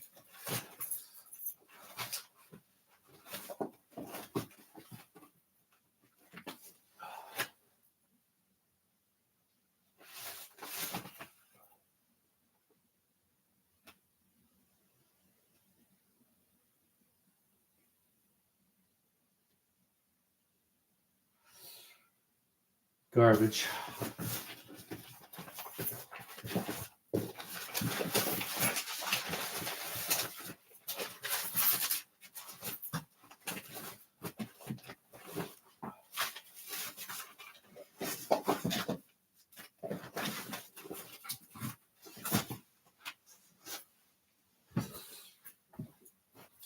All right, guys, I found the tape measure. Let's find out who's got the biggest dick after all, huh? Hey, here's the tape measure. You need that? I mean, I'm leaving it here. I'm just letting you know what you have, okay? So, you want me to put it in this closet or the closet over there?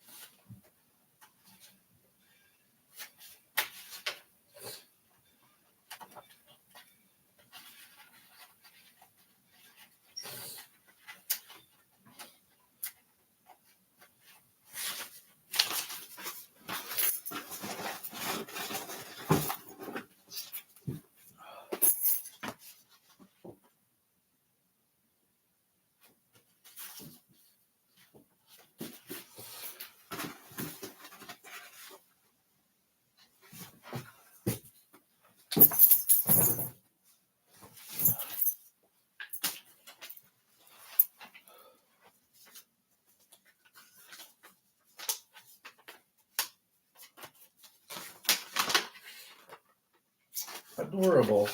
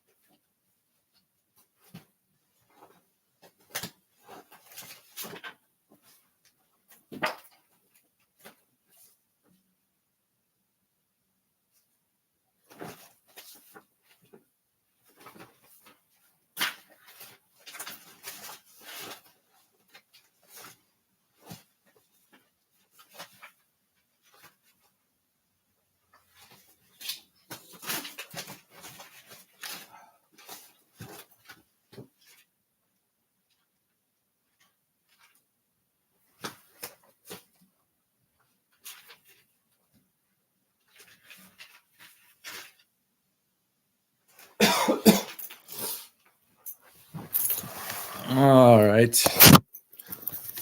Here's a copy book. It's called,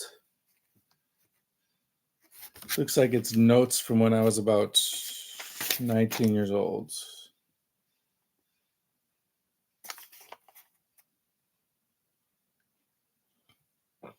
It's about America's current account. In addition to inflation, you must also consider GDP growth in proportion to current account. The current account deficit can grow in proportion to GDP growth with no revaluation of currency. So if GDP is 2% per year and current account is negative 5% per year, real CA deficit growth is 3% per year.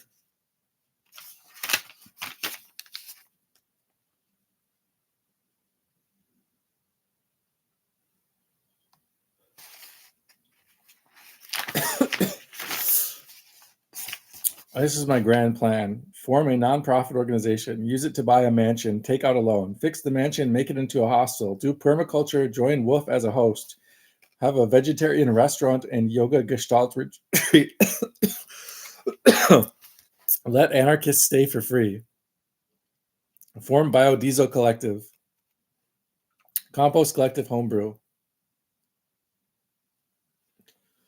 Launch a political campaign revolutionizing the politics of creativity and vice versa. Capitalism or cynicism will destroy the barrier between advertising and campaigning. Then, once elected, we'll utilize all resources for direct action on our own office. Wow, that was actually a really good idea. Options: stay with Katie, work for my mom, work at Blue Hills, go to Michigan, visit intentional communities, fix mansion with Emmy's mom, plant cypress trees in Florida, move to DC, get a political job, work on a farm in the spring. I think out of those 10 options, I chose move to DC.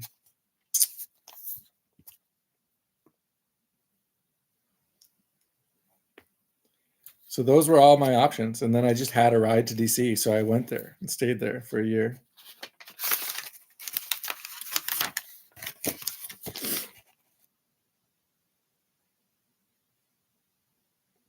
Males exist within a constantly volatile hierarchy. Teams, alliances, oppositions are constantly shifting. Relationships aren't valued. Their functionality is, I could hate you, but I'm more than happy to work with you if it will enhance the status of us both, and perfectly willing to turn on you when that will enhance my own status.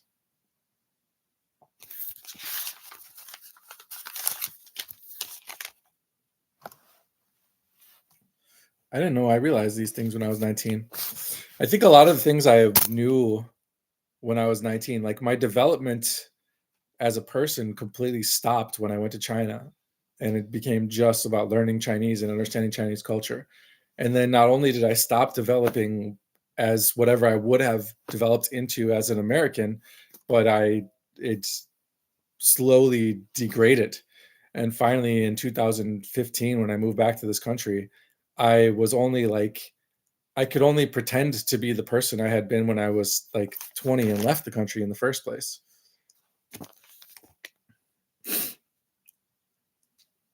And during those 10 years, while I was teaching English in China, I was like pretending to be the person that I was before I moved to China, because they don't want to be taught English by somebody that's like that's been Chineseified.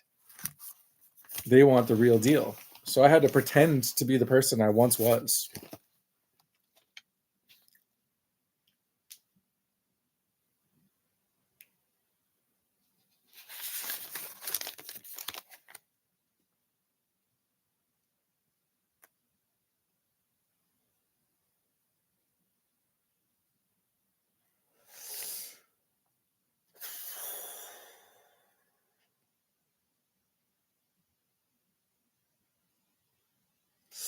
I sold stock in I had Berkshire Hathaway stock. In high school, I would put like $20 a month into Berkshire Hathaway stock, and then I sold it all so that I could move to China.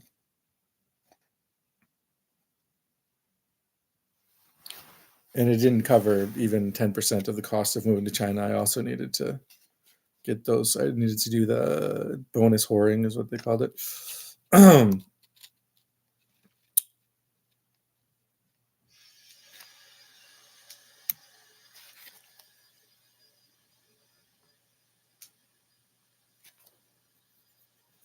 Antispasmodics relax the autonomic nervous system, but not necessarily the central nervous system. Relaxing muscles, but not the brain.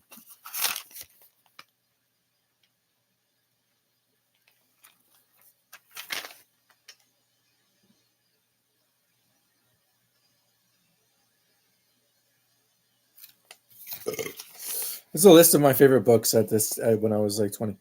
The World, Philosophers, Women, Men in Conversation, Reefer Madness, The Prince, Bush's Brain, The Emerging Democratic Majority, Emotional Intelligence, A General Theory of Love, The Human Zoo, The Naked Ape, Buffetology, The Road Less Traveled, Further Along the Road Less Traveled, Born to Win. Born to Win. I don't know who that. Gestalt Verbatim by Fritz Perls. Gestalt Is by Fritz Perls. Eyewitness to Therapy by Fritz Perls. Days of War, Nights of Love by Crime Think. No Logo by, what is her first name? Klein? Naomi Klein, I think it is. Fortunate Son, which was about George Bush, and they murdered the guy who wrote it. Toxic Waste is Good for You. Culture Jam.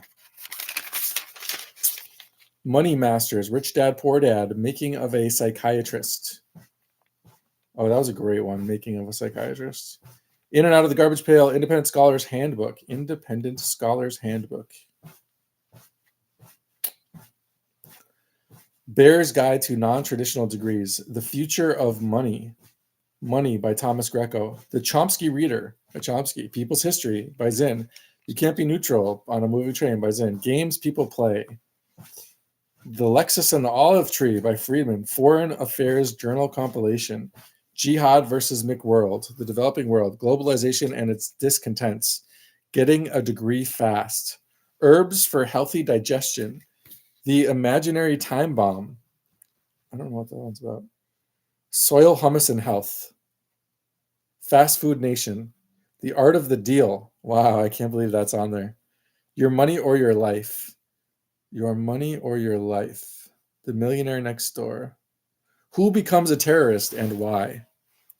A heartbreaking work of staggering genius. Discriminate Deterrence by Robert Wohlstetter, I believe.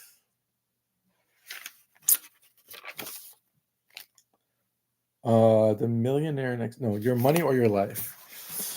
I think I was trying to remember the name of that book recently. Your Money or Your Life.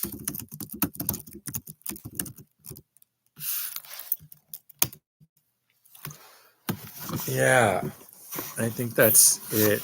This is the book that had a big effect on me. And it's the reason why I'm still broke to this day. Because it talks about...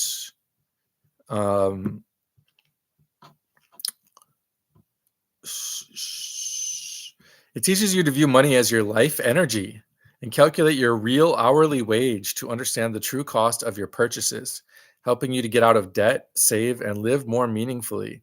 The book emphasizes finding enough rather than constantly seeking more. Calculate your real hourly wage, including like the amount, all of your expenses that are necessary expenses in order for you to do your job. I don't know. So basically this, before I had ever worked, before I had ever had a job, before I had ever actually made any money, this book convinced me that jobs are a scam and that I should try to avoid working at all costs. And that has not worked out well for me in life.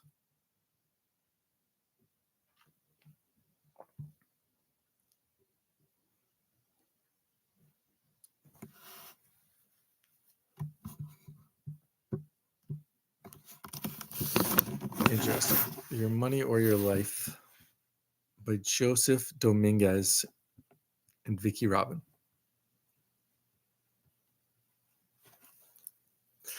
I'm telling you this, it's weird because it's like when I look at these books that I read when I was like 19, 20 years old, like I still remember them like perfectly. Like I know exactly what these things are about. Like I remember the concepts.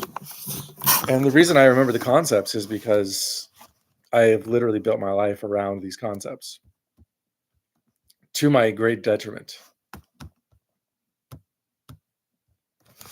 Okay, I have this.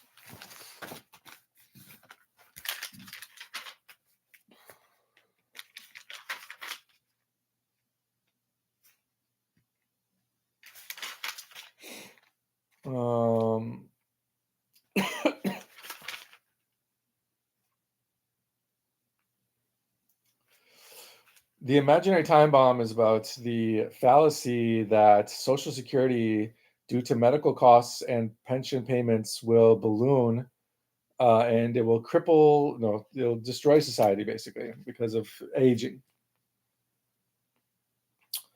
Mullen argues that the demographic trends are affected by birth rates more than death rates, and birth rates cannot be accurately predicted by extrapolation.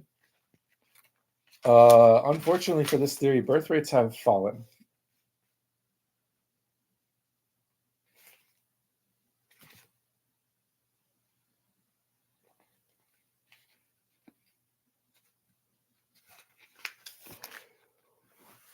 In the 1970s, the trilateralists took control. Currencies were floated, welfare state became a less competitive option, divide between rich and poor began increasing, and real wages stagnated.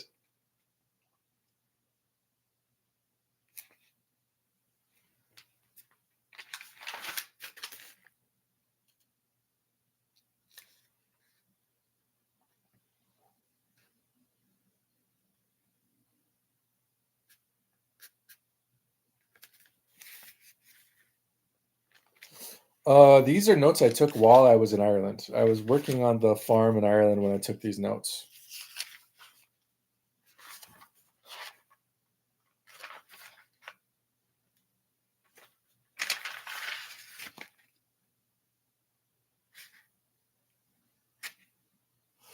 And I would go on their internet and then print like a book's worth of like websites, and I racked up a giant internet fee. You had to pay like per minute of being on the internet back then, and they were like an old couple that had never used their internet, and then suddenly this giant bill came in the mail and they were like, hey man, you owe us this money.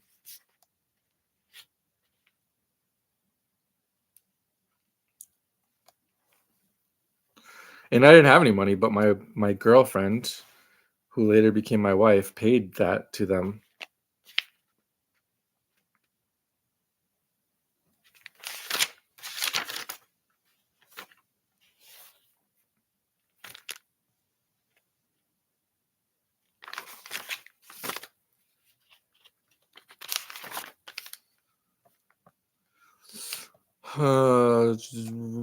The Yale economist Irving Fisher wrote a manual on starting an alternative currency, which also surveyed the many various ones currently existing. Most of these currencies were ill-fated due to design flaws. The rest in this country were disbanded on order from FDR in his ultimate betrayal of anything non-top-down state-oriented solution. There were two examples of currencies in Europe which showed just what is possible. First, a mining town was transformed from withering away in poverty to an oasis of activity amidst a depression-laden country. They used a currency which decreased in value every month. To accomplish this, one must buy a new stamp for each note every month. The stamp costs 1% of the note's worth. In order for a note to be used, it had to have all of its stamps.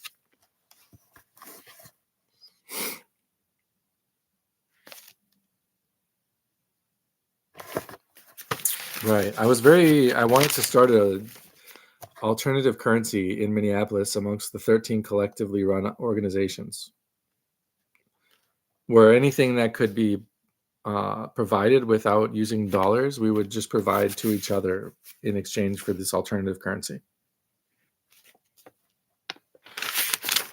But I kind of doubt there's almost anything that can truly be provided without dollars.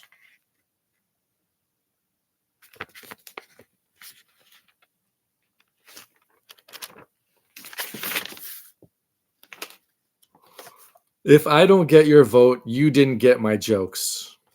That was my campaign slogan.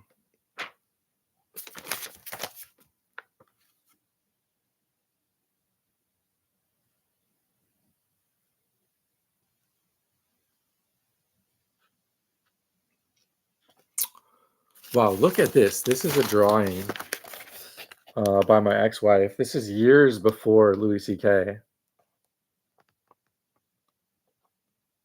It's seems to be a professor masturbating in front of his students.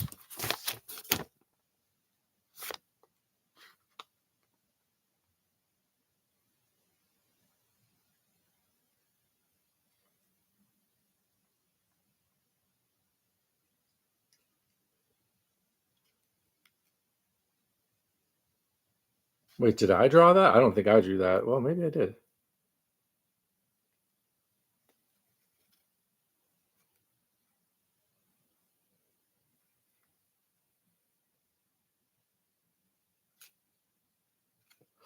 I pledge to the notion of a quarter billion individuals surrendering themselves to a greater entity in unition. We have the red, white, and blue with full awareness that our spiritual phenomena cannot be symbolized.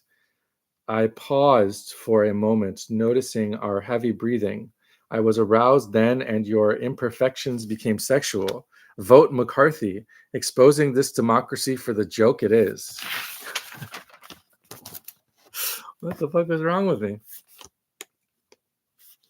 Campaign ads should rarely include the candidate him or herself.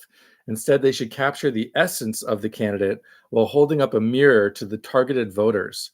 An angry farmer for angry farmers, an apprehensive businessman for apprehensive businessmen, a mother for mothers, and so on. The essence should discuss a heartfelt issue without drawing conclusions, without mentioning policy, followed by a splash screen of vote for candidate X. It should find emotional resonance for one group of voters. I had a whole plan there. All right, I think I'm done sifting through this bullshit for now, although there's much more to be done. There's so much more sifting that I have to do, but I still have a couple more days to do it. So I'm going to go get some food. I'm going to go smoke a cigarette. I'm going to go try to hit on an Ecuadorian girl somewhere.